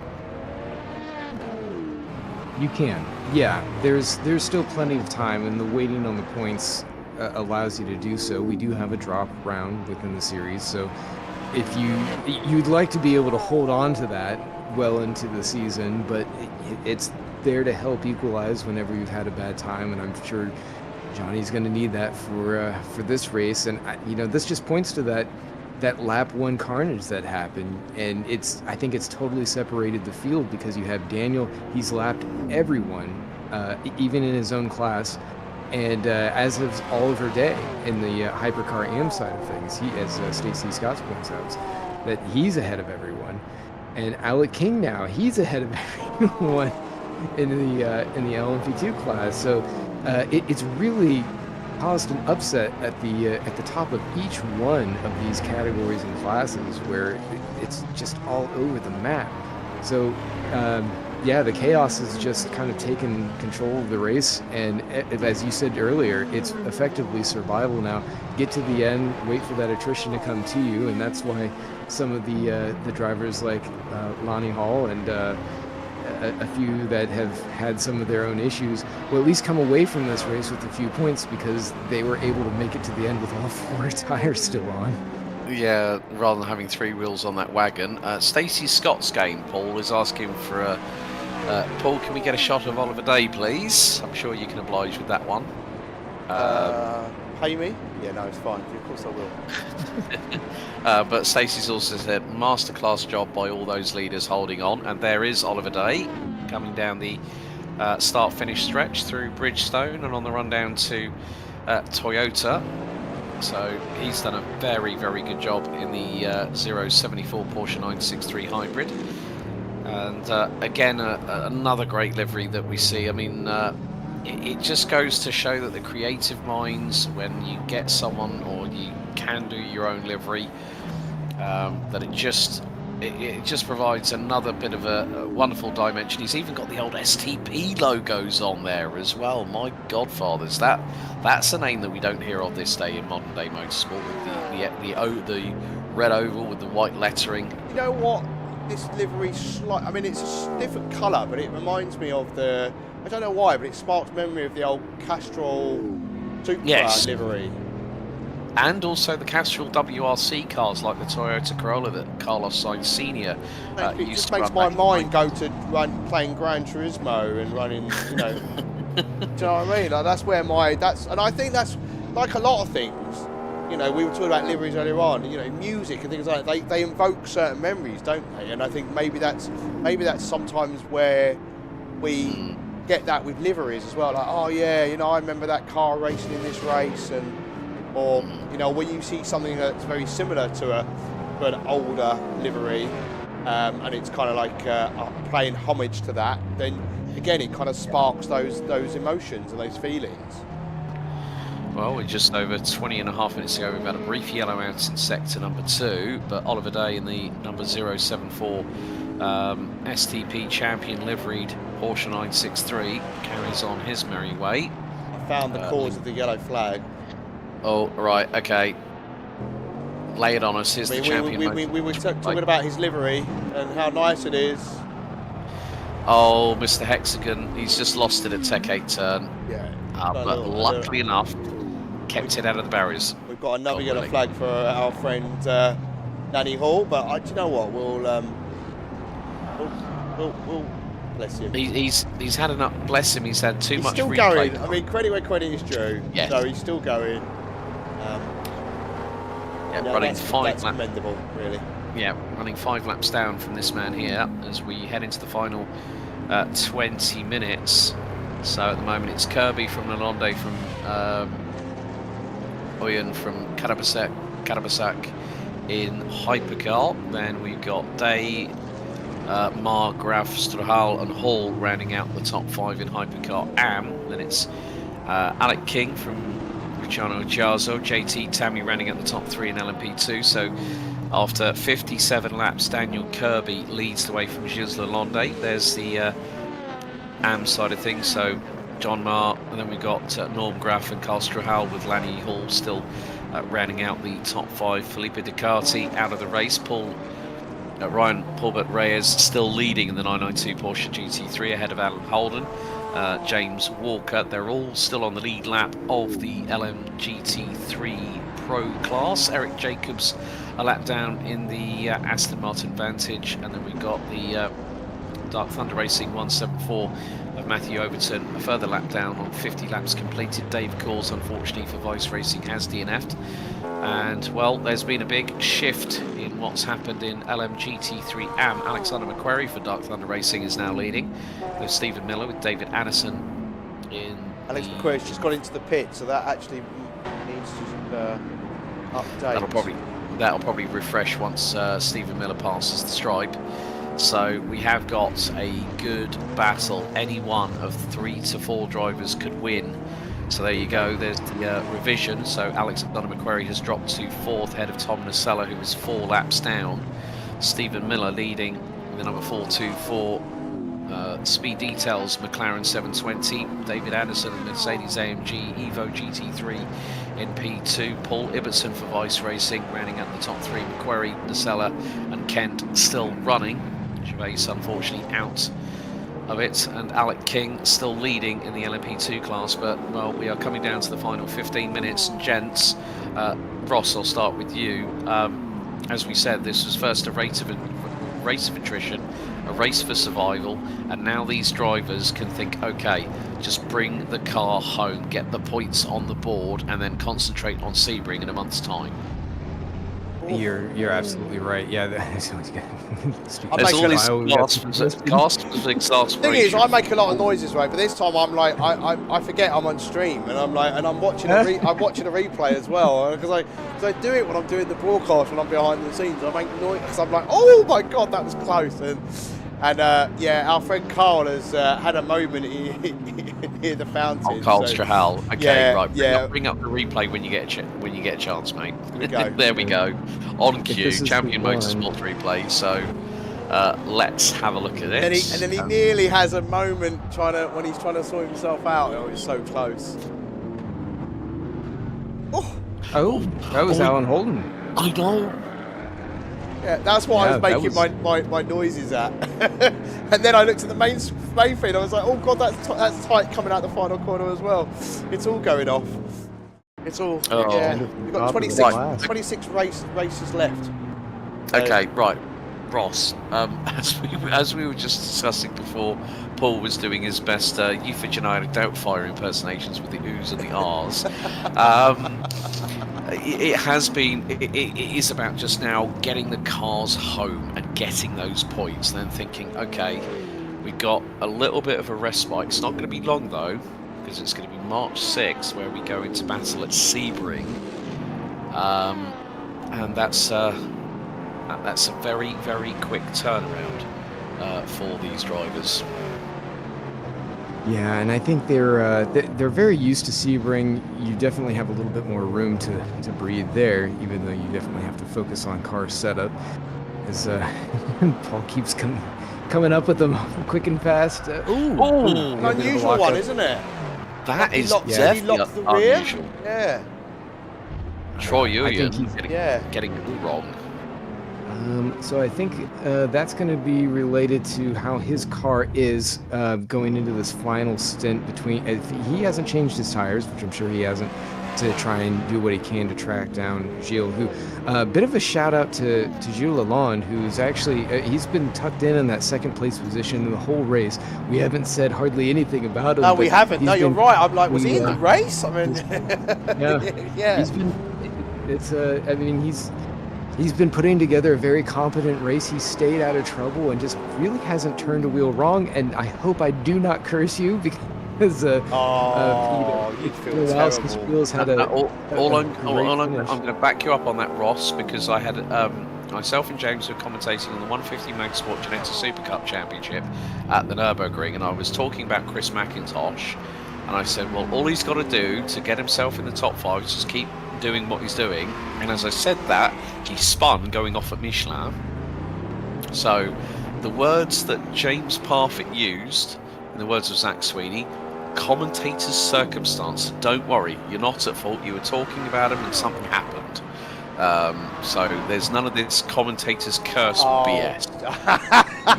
And I'm not going to start with you, Glover, because I've had that conversation more times than I can say the word jump. Very, very true. Yeah. It is just it happens in real life racing. I've been talking about a driver and they've gone and binned it, and then they've come up to the commentary box and said, why were you talking about me? And I said, well, you were on the screen. You know, so that's the thing. There is this circumstance of things happening when a commentator starts talking about you. When someone's leading by a significant amount, and then they make an unforced error, and it'd be like, so what were you doing when you binned it at turn 2? Well, I could hear your voice, and I went, you're meant to be concentrating on the racetrack, not worrying about what I'm doing. Yeah. And one of the TP from STM cars has just dropped it out of turn 11 and engages a 30-point turn with 13 minutes on the timer to go. It is, yeah. I mean, Gilles now has really come into his own. I mean, he's been the only driver from Bad Day Racing, obviously with Johnny Gutierrez being out after turn 1. You know, we know that Johnny's going to fight back at Sebring on March 13th, so it's going to be a case of, you know, just thinking of this as a bum round for him, you know, and that's what he's got to do now. We've got a yellow house in sector 1. For Cole turn again, 1. unfortunately. Oh dear, it's turn 1 again. Fountain. Oh no. So the Toyota or the Fountain? Oh, and he gets hit by a GT. Oh, he has a. Okay, oh. Before you show that replay, let's concentrate on what we've got on our screens Yes. at the moment. Because Anderson versus Ibbotson for P2 in the AM GT3 class. Ibbotson, he's going he had a for look, it. hasn't He did have a look, and he's got the inside line. Now it's going to be the hairpin. And Anderson's going to have the tighter line. He's trying the Alonso move. Yes, he is. He's trying the old Nigel Mansell dummy coming out of turn number 11. So Anderson still using that torque of that naturally aspirated.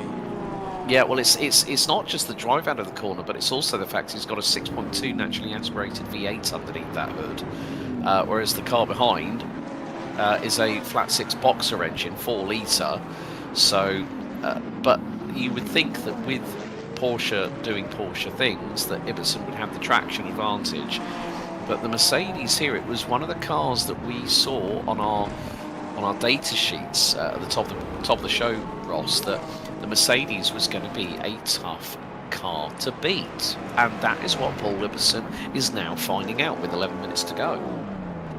Yeah, Jamie Zalecki, who wasn't able to be at this race with his teammate Vasilis Katarinakis, he was describing to me some of the characteristics of the car and saying just how easy it was to kind of throw around on a circuit like this. So I think David Anderson is definitely enjoying a bit of that here. He's able to get on the power and keep that car nice and steady coming out of the corners, and that's why you're able to see it pull away from that Porsche. Even though Paul's able to slip through some of these corners, maybe a little bit more confidently, he just can't quite match that off corner. And when he had a little bit more there, though, he just didn't have anywhere to put it except right at the bumper.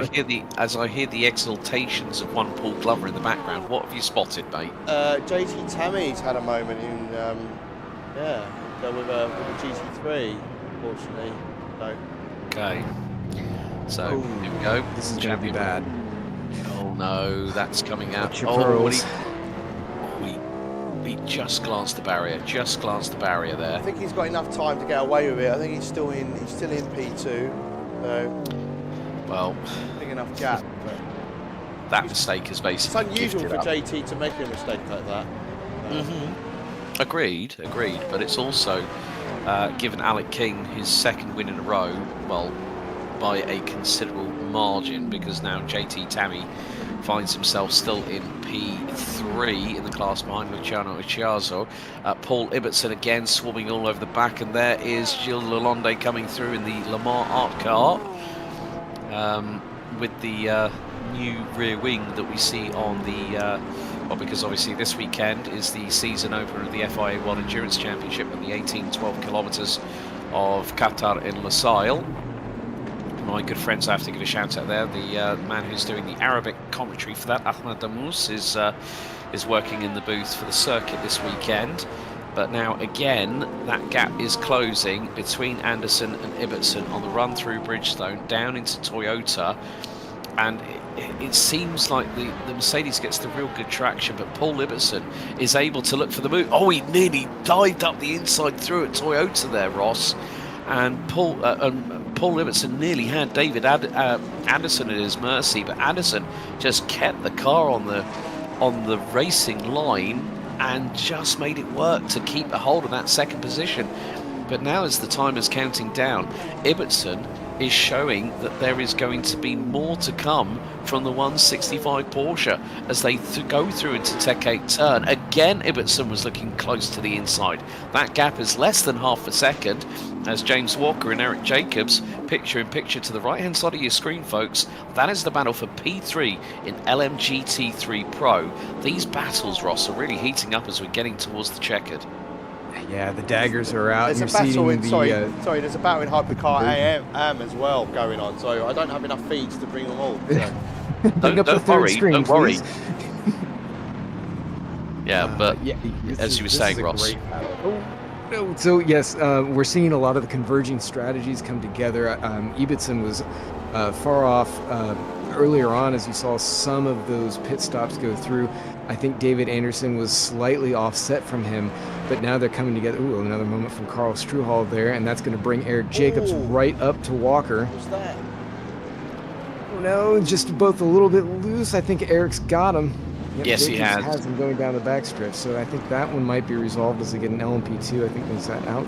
King coming through? That's Alec King going through at a big rate of speed into the next right-hander. But still, Ibbotson and Anderson. Now, there has been a change because that's now become the battle for the class lead in GT3 AM. They go through Tech 8 turn, and, well, meantime, Mar versus Graf for P2 and P3 in their respective hypercar class battle. And Ibbotson is looking to the outside here on Anderson. Oh, they clash. They clash. It's a bit like Magnussen back at Laguna Seca in the American sports car, the ALMS, when he was battling with Flying Lizard at that point and still went for it. But David Anderson kept his nose in front. Ibbotson went for it, Anderson squeezed him, they both made contact with the barrier. They've got wounded vehicles now for the next 6 minutes and 20 seconds. And meantime, LMGT3, well, Anderson is the leader because there has been a... Yeah, so we're going to have a look at the replay here from Champion Motorsports. You can see there, they're converging on each other. Anderson was trying to take the traditional racing line and Ibbotson thought he could throw it to the inside. So I'm wondering whether that was possibly more than likely a racing incident between the pair. They could agree to disagree post-race, but David Anderson has kept himself where he needed to be. And then we got Oliver Day. You know, you can see there that is Graf and Mayer. Sorry, the graphic sometimes does that. Yeah, Graf and Mayer. And that is P2 in the Hypercar AM class. So Cadillac versus Aston Martin. The Valkyrie makes its debut this weekend at the World Endurance Championship and also will be running in IMSA for the WeatherTech Sportscar Oh, that Championship. dash was this over. He season. got into the pits. Oh, splash and dash there. So splash and dash for Mar at that point. So John Marr. So that really, as now Paul Ibbotson. Oh, he's gone into pit lane. He's gone into pit lane. Ibbotson, I think, sustained more damage through that contact. So, yeah, look at the front end. That's an absolute mess there, Ross. Yeah, because when you saw that initial contact after David Anderson was coming over, I think Paul caught the worst of it when he came off of the wall, and he just continued to have issues. I think he ended up running out wide a little bit, so it just kept compounding into it, and you could see that he was really starting to struggle with the car off the corners, and it wasn't near the same case as it was with David Anderson. And that's such a shame too, because I think Paul was right there. We saw Stephen Miller earlier. He was at the top of the field. I was trying to make out what had happened with him. I think he just ended up having to go in for a later stop. But sorry to cut across you here, Ross, because that has brought a new challenger in to the class lead for LMGT3, and with 4 minutes to go, David Anderson has now got a new challenger. Alexander McQuarrie from Dark Thunder Racing is within 4/10. He's within striking distance. They're going to come out of the final corner. Now, Anderson's going to have damage. That's going to compromise the aero on that Mercedes-Benz. And now Alexander McQuarrie is right on his case. They're 4/10 apart as they come across the stripe. Anderson, I mean, if I'm going to see how I look, looking back, because they've got Daniel Kirby splitting the pair of them going into the fountain section. The thing is, Anderson was entitled to defend his line, and he was trying to come across to actually set up for that corner, and maybe, he probably would have known that Paul Ibbotson would have been there, but it would have been probably too little too late for David to react, and that's why the pair made contact going into the barriers. So for me, I think I'm not going to sit on the fence on that one. I think it's probably just the fact that they were battling over the same part of real estate. It may just be an unfortunate racing incident, that two drivers who were battling for the class lead, for the win, more importantly, and they just came together. It is a part of what happens when you're doing kink at that point as well, isn't it? So it's like, yeah. I think to your point, I think David was taking the line, and I think I agree with you. I don't think there was anything necessarily malicious in it. I just think it's more likely a racing incident. But to your point, I'm sure Ibbotson might disagree with that assessment. Yeah, exactly. But we have 2 minutes and 17 to go, and Anderson and McQuarrie are going at it. McQuarrie switches to the outside line into Toyota. Anderson's got the racing line. McQuarrie backs out of it. Now, his best opportunity will be going down Seaside Way, down the back straight, and heading into turn 9 at Firestone. And if he gets it set up there nicely, once they come out of the 90 right after Pine Avenue, which will be turn 8, that's where Anderson's opportunity is going to be rather crucial. They've got a GT3 in front of them, so that's not for a battle for position, because this is for the class lead in GT3 AM. We are coming down to the wire on time, but Anderson is just, despite having a wounded car, but he's just hit the barriers. Oh, and that is coming out of turn 5, now into the run into Tech 8 turn they go, and once again, he gives him room, but they squeeze, they rub panels, and McQuarrie goes through, but he's in the barriers! Oh, 2 incidents involving GT3 AM, and Alexander McQuarrie was on course to picking up the potential W's. It's the yellow out in Sector 3 as he rejoins. Oh, I'd like to see that from another angle, to be honest with you. We could probably do that post-race, because we're into the final 50 or so seconds, and let's see if we can pick up our overall race leader Daniel Kirby at the minute, as Oliver Day he's got enough to do a splash and dash. There's Daniel Kirby, and he's now making his way through into Tech 8 turn, and it's going to be close on time. I think this is going to be the last lap. We might hit 0 depending on how quickly Kirby makes it through. He's going down the run through Seaside Way into Firestone Turn here at turn 9.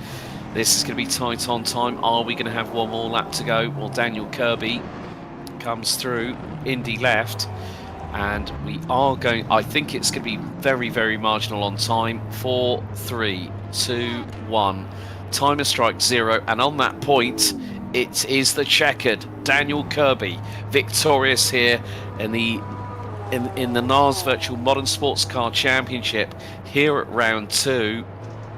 And Oliver Day, I think, might have just secured himself the victory in the Hypercar AM category.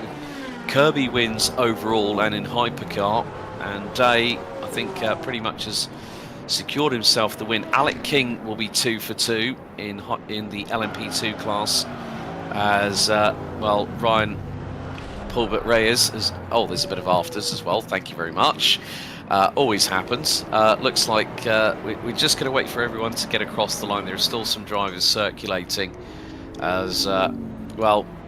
It looks like Mr. David Anderson is going to take the win under under controversial circumstances. But round 2 of the North American Racing Series Virtual Modern Sports Car Championship here at Long Beach. Well, craziness, chaos, and calamity here at the Long Beach Grand Prix Street Circuit. Just waiting for the final few drivers, then we'll go through the provisional results here on the live stream. But, well, what can we say? I mean, Ross, let's firstly turn our attention to Daniel Kirby. Not a foot put wrong all race long. We're going to go to a Champions Motorsport replay, and this is on board with David Anderson, as McQuarrie is going to look to the inside, dives through. I think he just outbraked himself. Yeah, it looks like McQuarrie went for the move. Anderson had nowhere to go, and I think McQuarrie was just carrying so much speed through into... Yeah, he wasn't going to make it, was he? He wasn't going to make the corner, and he ended up nose-ending the barriers. But Ross, chaos, calamity, carnage, a race of attrition, a race of survival here at Long Beach. It's kept us very busy over the last 90 minutes, plus also coming into today's race as well. Yeah, you're absolutely right, Alex. The West Coast brings its own kind of havoc into the series, and we saw it full bore. I'm actually impressed with as many incidents as we saw. We didn't lose more drivers, because there certainly were, as you saw in that last incident there with McQuarrie, that there were a lot of hard impacts. A lot of unusual backup techniques to be able to get those limousines turned around in some tight spots. But everyone was able to, who stuck with it after some of the very early outset accidents that were taking place. They were able to kind of settle in and at least deal with the issues. Mostly just individual drivers kind of, overworking the corners. And like I said early on, you definitely have to keep those tires cool. It's so easy to light them up. Those LMP2s, they get so light in the rear because you have so much torque, and particularly at this track, because you're not able to carry as much speed as you want to. Those are aero monsters, and you just don't. You can't take advantage of their strong suit there, so you have to really rely on mechanical grip. And I think that's one area where probably Alec King was able to rise above the rest, because he is very good at setting those cars up and handling them for just the mechanical grip side without as much aero. So hats off to him, and the rest of the teams that were able to finish. There's a lot of great racing, and on to Sebring. Yep, indeed. So let's take you through the provisional results for the NARS Virtual Modern Sports Car Championship here on the streets of Long Beach. So 2 for 2 for Daniel Kirby. Another different Peugeot this time, rounding out the top 2. Gilles Lalonde capitalising on the troubles that hit teammate Johnny Gutierrez at the opening corner on lap 1. Troy Uyen for CMS Pro Blue for the Cadillac V-Series Brigade rounds out the top 3. And, well, we had 4 Hypercar Pro drivers, with Eje Karabasak rounding out the 4 that finished. 2 laps covering those top 4. John Uyen, Ben Casby, who was running as high as second. Sahil Mustak and Johnny Gutierrez, unfortunately, DNFing. They're going to be coming back to fight on the 13th of March when we go green for round 3 at the 1.5 hours of Sebring. Then we go to Hypercar AM, and it's going to be Oliver Day. It's just loaded. That's, Sorry, it's just having a because the servers just having a moment, is it? Just because the servers moved on, yeah. So it's lost some of the results, unfortunately. But that's it. I've lost Hypercar AM. So. Okay, well, the good thing is we do have Ryan Paulbert Reyes winning in GT3 Pro ahead of Alan Holden, the same 1-2 that we had. Eric Jacobs rounding out the top 3 in GT3 Pro. I think at the moment it is David Anderson who may not take part in the post-race interviews, but there you see that side of things. So, I mean, well, you know what we're going to have to do? Alec King, let's bring him in first of all. He's our, I'll just try and drag him in from the waiting room. Well, here we go. First of all, Matthew Overton joins us. Matthew, how are you? We missed you all race long. It's been a very, very busy time for everyone involved, including here in the broadcast. Well, that doesn't surprise me because it was a very, very busy race throughout. A lot of incidents in the sort of places you'd expect at the fountain and T11, particularly the hairpin. But I noticed that even when it started to thin out a little bit, it was still pretty busy, and people were still very racy with each other as they were dicing for positions. There was still, I found, a number of times I was 2 or 3 wide going into some corners, which was a bit hair-raising. But really pleased with the turnout and the results overall. So great race for today. Brilliant. Okay, right. Let's get through the interviews as soon as we can. We're going to bring in our LMP2 class winner. Let's bring in Alec King. Alec, well, 2 for 2. That race was pretty seamless, despite the fact that you did have to avoid quite a few other cars in the process of 90 minutes around the streets of Long Beach. Well done tonight. Thank you, thank you. Yeah, that one it was definitely eventful. It seemed kind of easy once we got into the groove, but first lap going into turn 1 and seeing the couple cars that were stopped there, and then had contact with Johnny right through that first corner. So I had full blue, full damaged front end that whole kind of first stint, and then it wasn't too bad, so I ended up running it the whole race. But yeah, it was just survival out there. It's this track with these cars, it's a lot of fun, but it definitely can make things interesting with how the traffic plays out. And being in a P2 is especially hard through traffic because there's not a lot of overtaking areas to pass a GT. Even if you can get a run into a short chute, the GTs just have so much more mechanical grip on these low speed corners that they can just get a run. And then through some of the mid to high speed corners, where we're a tiny bit faster, the GTs are a lot slower, but it's so tight to make a pass, you just can't. So, but no, I mean, all in all, I was really happy with the race. I'm really happy to go 2 for 2. So, strategy and everything played out great. And yeah, just tried to put it in my own laps and just try and run it all the way to the end. So, really, really happy with the result we have tonight. That's awesome. I mean, next up we've got 90 minutes of Sebring on the 13th of March. So maybe a little bit of downtime, but still that real focus on getting that car finely tuned in, ready for the multitude of different abrasive surfaces at the Florida circuit. You looking forward to that one? Because, you know, Sebring's a classic. Yeah, for sure. Last year in the hypercar, I didn't run very well at Sebring, so I'm looking to get a little bit of redemption. But I think it'll be a lot of fun. That track is definitely, it is the American sports car track. When you think of American sports car racing, you think of Sebring. So definitely looking forward to it. I know me and the guys are definitely going to try and work on a setup and kind of get us locked in to handle all the bumps. We tried to do it here, but I honestly feel like Long Beach is more bumpy than Sebring. But no, definitely excited. I'm just gonna try and put in some time, try and get a setup figured out, and yeah, looking forward to it. So just want to say thank you to the whole Shade Tree Motorsports team. JT, my teammate, he worked with me on this, and the whole little Shade Tree Motorsports group we have. We were missing a couple guys tonight. Josh McGlinskey, I hope he's watching, and I'm gonna tell him he sucks for not racing tonight. But just my whole family for letting me do this, for always watching, and yeah, looking forward to next round.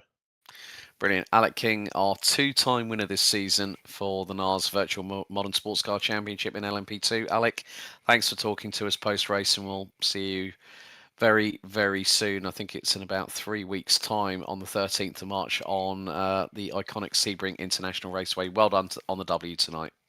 Thank you, guys. You guys have a good one. So a big thank you there to Alec King. Next up, let's bring in. I thought we had our race winner, our overall race winner, Daniel Kirby, in the waiting room. He might have disappeared, but let's bring in the person that managed to get a P2. Let's bring in Gilles Lalonde. Gilles, welcome into the interview booth post race. Congrats on the second position. Bit of a shame for Johnny though, getting dive bombed into turn 2, and then you sort of had to pick up the pieces really, and you still got it to second at the end of the race. Well done. Well, thank you for that. Actually, I'm classed in AM, so actually I won AM. Yeah, when I saw Johnny get pinched, I went like left and like crazy to get away from everything, and I ended up with what? You know, it's like, where am I? I'm up front. All right, cool. Yeah, but I mean, we were just speaking to Alec King, who won LMP2, and he just said, I don't know what everyone's talking about with the bumps at Sebring next time out, because it's incredibly bumpy here at Long Beach. Was that the same in the 9X8 Evo? Yeah, sometimes you can't reapply power. You have to wait for the bump, and then apply power. Or if you apply power before, it's gonna go straight into the wall. So it's and under braking for corner 8, I think. Mm-hmm. Yeah, under braking for corner 8, you have to wait for the bump to finish. But still, to get, you know, to be at the front and then to take the check-in and have something to celebrate, and also have the chance to chat with us, you must be thinking that, well, that puts you in a good frame of mind for Sebring next time out for round 3. Yep. And Saturday, I think. Yeah. There's a lot happening. There's a lot happening. There always is with the North American Racing Series through Champion Motorsports. But before we let you go, Gilles, is there anyone you'd like to thank tonight for supporting you? Yeah, that's for sure. The organizer are relentless in putting these together, and so a big thanks to Matthew and everybody else, and to you too. Thank you very much, Gilles Lalonde. We'll see you next time out at round 3 at Sebring, and well done tonight. We'll see you on March 13th. Thank you. So a big thank you there to Gilles Lalonde. What we'll do now is, if we can, we're going to bring in, I think if I'm very much mistaken, I think we've got, let's have a chat with Alan Holden in the LMGT3 side of things. He finished second in the category. Alan, sorry to drag you in whilst you were just about to speak to the guys in the waiting room, but welcome into the post-race interview show. Still, that elusive W is avoiding you at the moment, isn't it? Yes, it is. It's been a tough season so far. That was a very, very interesting, very intense race, to say the least. But still, are you still trying to get to grips with the 296, with the sort of like nuances that you have to deal with, because obviously with running that car for the entire season, there's going to be tracks where that car is going to flourish, and then with Long Beach, you know, tight, technical, having to deal with faster traffic coming up onto you, that's always a difficult one at such a small circuit, isn't it? Yeah, I know this is definitely going to be the track that I was going to probably struggle the most on this season. I know you definitely had to modify the setup kind of last moment just to kind of make sure I would be able to get through the race. So it's probably going to be the toughest one aside from VAR, but VAR is mostly just an issue with me. I think I definitely just didn't manage the traffic well enough, especially in that early part of the race. Mm-hmm. Well, there was a heck of a lot going on. I mean, like up here in the broadcast booth, Ross had his head on a swivel. Paul had his head on a swivel. We were all just trying to figure out what the heck was going on, because we had carnage with hypercars going into Toyota at turn 2, and then all of a sudden it's just like literally everyone had to avoid Johnny Gutierrez with that 9x8 stuck on the racing line. Did that cause any problems for you guys in GT3 on the run down to the opening corner? I think he had just cleared as we were coming through. I don't think me and Reyes, especially in the early part of the race, really didn't run into too many of the stop traffic. I think there was one LMP2 we had to dodge coming out of 8, and I think we both dodged it pretty well. Yeah. I think the main issue was probably just some hypercars passing a little late going into 9, and I think that was probably the big issue that we had in that race. Yeah, but still to finish second of what we what we were saying in the broadcast booth, initially a race of attrition, then it became that key race for survival to still pick up good solid points heading into round 3. You must be feeling pretty good onto a bit more of an open plan circuit when we head to Sebring for round 3. Yeah, Sebring's really interesting because I think the Ferrari can handle that track a little bit better than the Porsche can. Especially in that kind of last sector going through Sunset Bend. It's definitely going to be, whether or not the Ferrari can hang on in the second sector with the Porsche, because that's really where the Porsche is going to shine in that race. Yeah, well, Alan, congratulations on finishing second in what was a very, very tough race for everybody, both mentally and physically. Anyone you'd like to thank before we let you go? I think I'm going to put on this. Matthew, Ross had a really great qualifying with Ryan. Hopefully we can keep our battle going for this entire season. It's been really fun trying to keep up with him as the season goes along. Yeah, definitely. Well, Alan, congratulations on second here in the Ferrari 296, and we'll see you at round 3 for Sebring. Well done tonight. Absolutely. See you guys at Sebring. So, a big thank you there for Alan Holden, who's just joined us. We're going to bring in Eric Jacobs, who finished P3 in the same class. Eric, welcome into the post-race interview booth. Hello. So, an interesting one out there. We were just having a quick chat with Alan Holden just a second ago. It was a tough one for the GT3s out there. Let's be completely honest with that. Oh, we lost him there for a second. Don't know where he's. I don't know what happened there. Eric? I'm still here. Yeah. Oh yeah, no, it was Matthew that jumped out of the booth. Sorry. Yeah. So go on as you were saying. Oh yeah, no, you said it was a tough one, and I said yeah, it definitely was.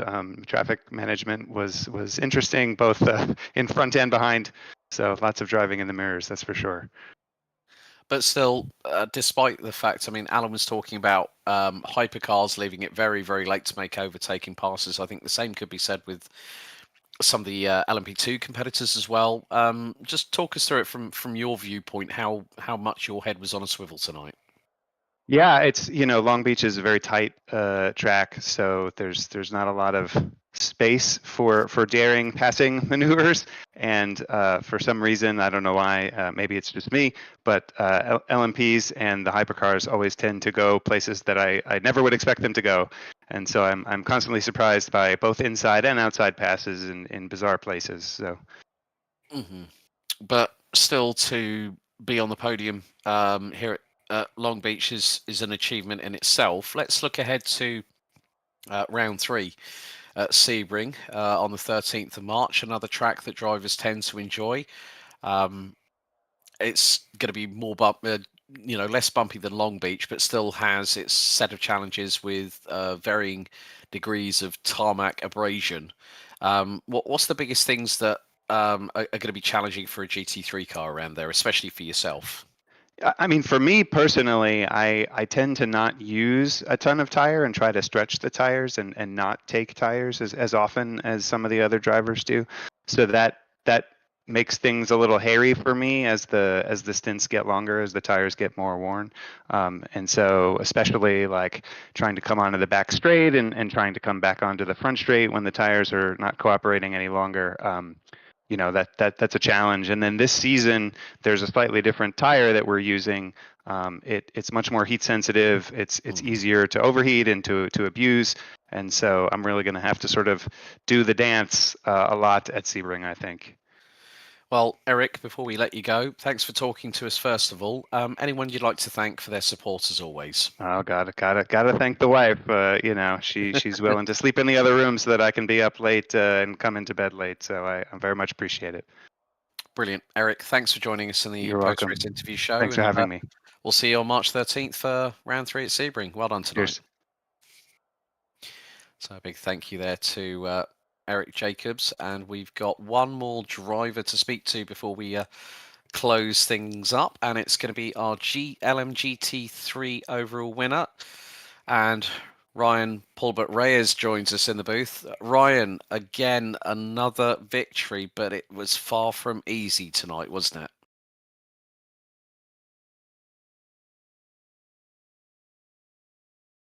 Ryan, are you? Hello?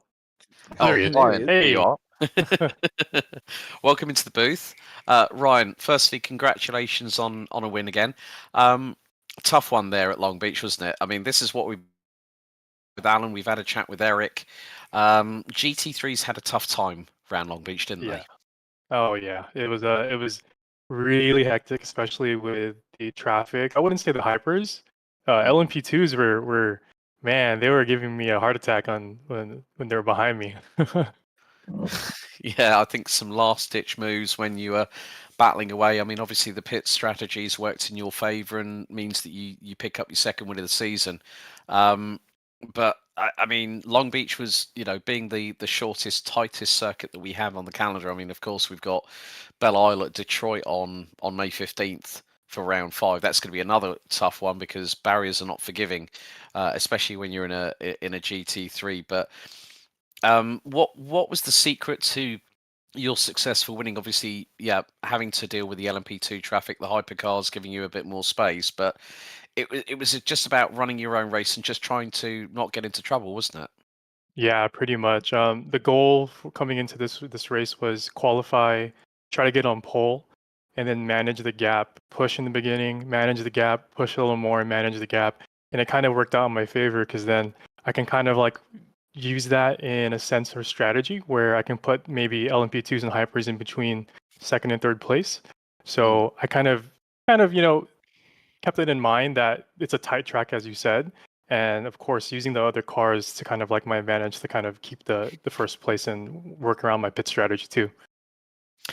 But it puts you in a good flow of momentum going into Sebring on March 13th. That's going to be a track where the Porsche is really going to flourish, isn't it? Oh yeah, Sebring is one of my favorite tracks, so I'm looking forward to it.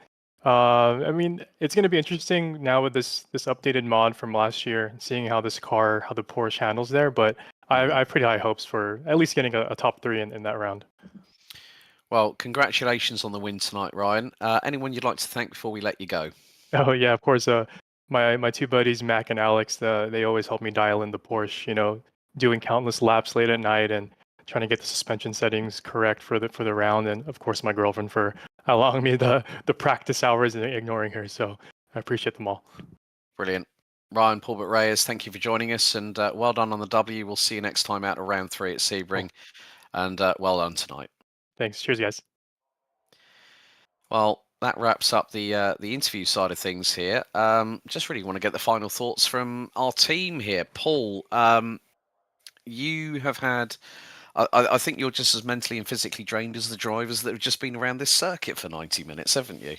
Yeah, that can often be the case, but then when you throw in the need to actually pay attention to what you're saying, and then respond to your prompts and the action on screen as well, yeah, but I guess Long Beach was always going to be like that, really, wasn't it? Because we highlighted that it's a street circuit and that it's a small circuit in comparison to a lot of the others on the calendar. So that, and when you've got 30 cars like we had at the start of the race, I guess, and we kind of talked about turn 1, lap 1, and it kind of went a little bit Pete Tong, didn't it? It did indeed. Ross, your your thoughts over what has been a chaotic and frantic race here at Long Beach. I mean, I think the drivers, my ears are burning now because I've definitely heard that collective sigh of relief saying, thank God that's over and done with, and we can concentrate on a bit more of an open plan circuit for round 3 on March 13th. Your final thoughts here for VMSC at Long Beach, my friend? Well, it definitely felt a bit like a merry-go-round on meth because it just it was a ride that kept on going, and some of the drivers got off early and didn't want to get back on. But I feel like it did kind of settle into a bit more of a rhythm, and I'm glad that there were quite a number of drivers who stuck with it to the end. We saw some really great racing. There were plenty of shots that we didn't even get to show to the audience that were taking place all around, and I mean, there's just too much to keep your eyes on. But I know that the drivers that did make it through, they're probably feeling pretty good that they're able to stash some points. And looking forward to Sebring, it's just going to be a completely different monster because you fight the tight canyons here, and then you've got open concrete runways there that you have to contend with. So car balance is going to be very important. It's going to take a lot of focus to make sure you kind of have that long haul mentality to make sure you can get to the end all in one piece, plan your strategy out. It's going to be less a case of survival and more a case of just making sure that you nail your setup, nail your corners, avoid some of those mistakes because while it's a little less chaotic, there can definitely be those moments. Thinking sunset in turn 1, those are always points of contention. So we'll see how they make out. They've got a little bit of time to rest, so good luck on them. Yeah, I think they've also got to contend with the likes of Tower Turn and Genderbeam Bend, amongst others. I think, let's have a quick chat with Matthew, because we haven't really spoken to him much. But Matthew, it's been a tough one for the drivers tonight, and I think they're going to be looking forward to Sebring on March 13th to just go, okay, we've got a track that we've got a bit of runoff to play with where if an issue happens, we can deal with it as long as it happens early in the race, like we saw here at Long Beach. Your final thoughts on this race before we close things out ahead of round 3 for Sebring, my friend? Well, thank you, Alex. Long Beach promises an exciting race, and it absolutely delivered. Between the 3 classes racing, all within their own fights and trying to navigate each other, all the comments from the drivers I've read so far is that it was an absolutely exhausting race, but they were really, really happy about it. So that's exactly what I need and to hear as the admin. And yeah, we're looking forward to going to Sebring, which is going to provide all sorts of new adventures and excitement. I expect to have a big crowd there. Before that, they get to try the track next week. We have a sporting series doing the Porsche Cup. Yep. And so I expect to see a lot of these drivers out next week testing out their skills and getting used to the layout again, and then dialing that in for the big event the week after. I would like to say a couple of shout outs. First to obviously the SGS team for just a great mod here that is proving the 4 or 5 years worth of development experience with previous years and work in the VWC and the full slate of custom designed cars that have been BOP'd to provide some great racing. I'd also like to give a shout out to Stu Barge, who wasn't racing today but has been working in the background with me and others to on the technical side to help put some of the gremlins we've suffered for our first couple of races behind us. So he's done a great job there. And I have to say thank you as well to Mr. Reyes, who is the author of the livery that Alex and I are driving in this series. Did a great job on it and graciously allowed us to put some stickers on it and run it for the Dark Thunder. So just a super job for him and a real gem amongst some super liveries that have been painted up for this series. So there we are. Brilliant. There we are. Fantastic. Well, on that note, folks, that concludes our live coverage for the North American Racing Series Virtual Modern Sports Car Championship. We're a fifth of the way through this 10-round calendar. We head, from California back to Florida on March 13th for the 1.5 hours of Sebring. Just a reminder for the remaining rounds of the calendar, the 24th of April, 1.5 hours of Monterey. Then we go to Motor City to Detroit and Michigan on May 15th. For what will be the which will be pretty much round 5. Then we go to Watkins Glen on June 12th. 24th of July, Mosport in Canada. Road America, 21st of August. 25th of September, we go to Indianapolis Road Course. Road Atlanta, the home of Petit Le Mans, on October 23rd. And then the 20th of November, VIR will host the final round of this series. You've joined myself, Alex Goldschmidt, Paul Glover, Ross Smith, and Matthew Overton over the course of this broadcast. This has been a JP Broadcasting production. And as always, race hard, race fair. And if in doubt, well, you better go flat out. Thanks for watching. We'll see you next time. Good night.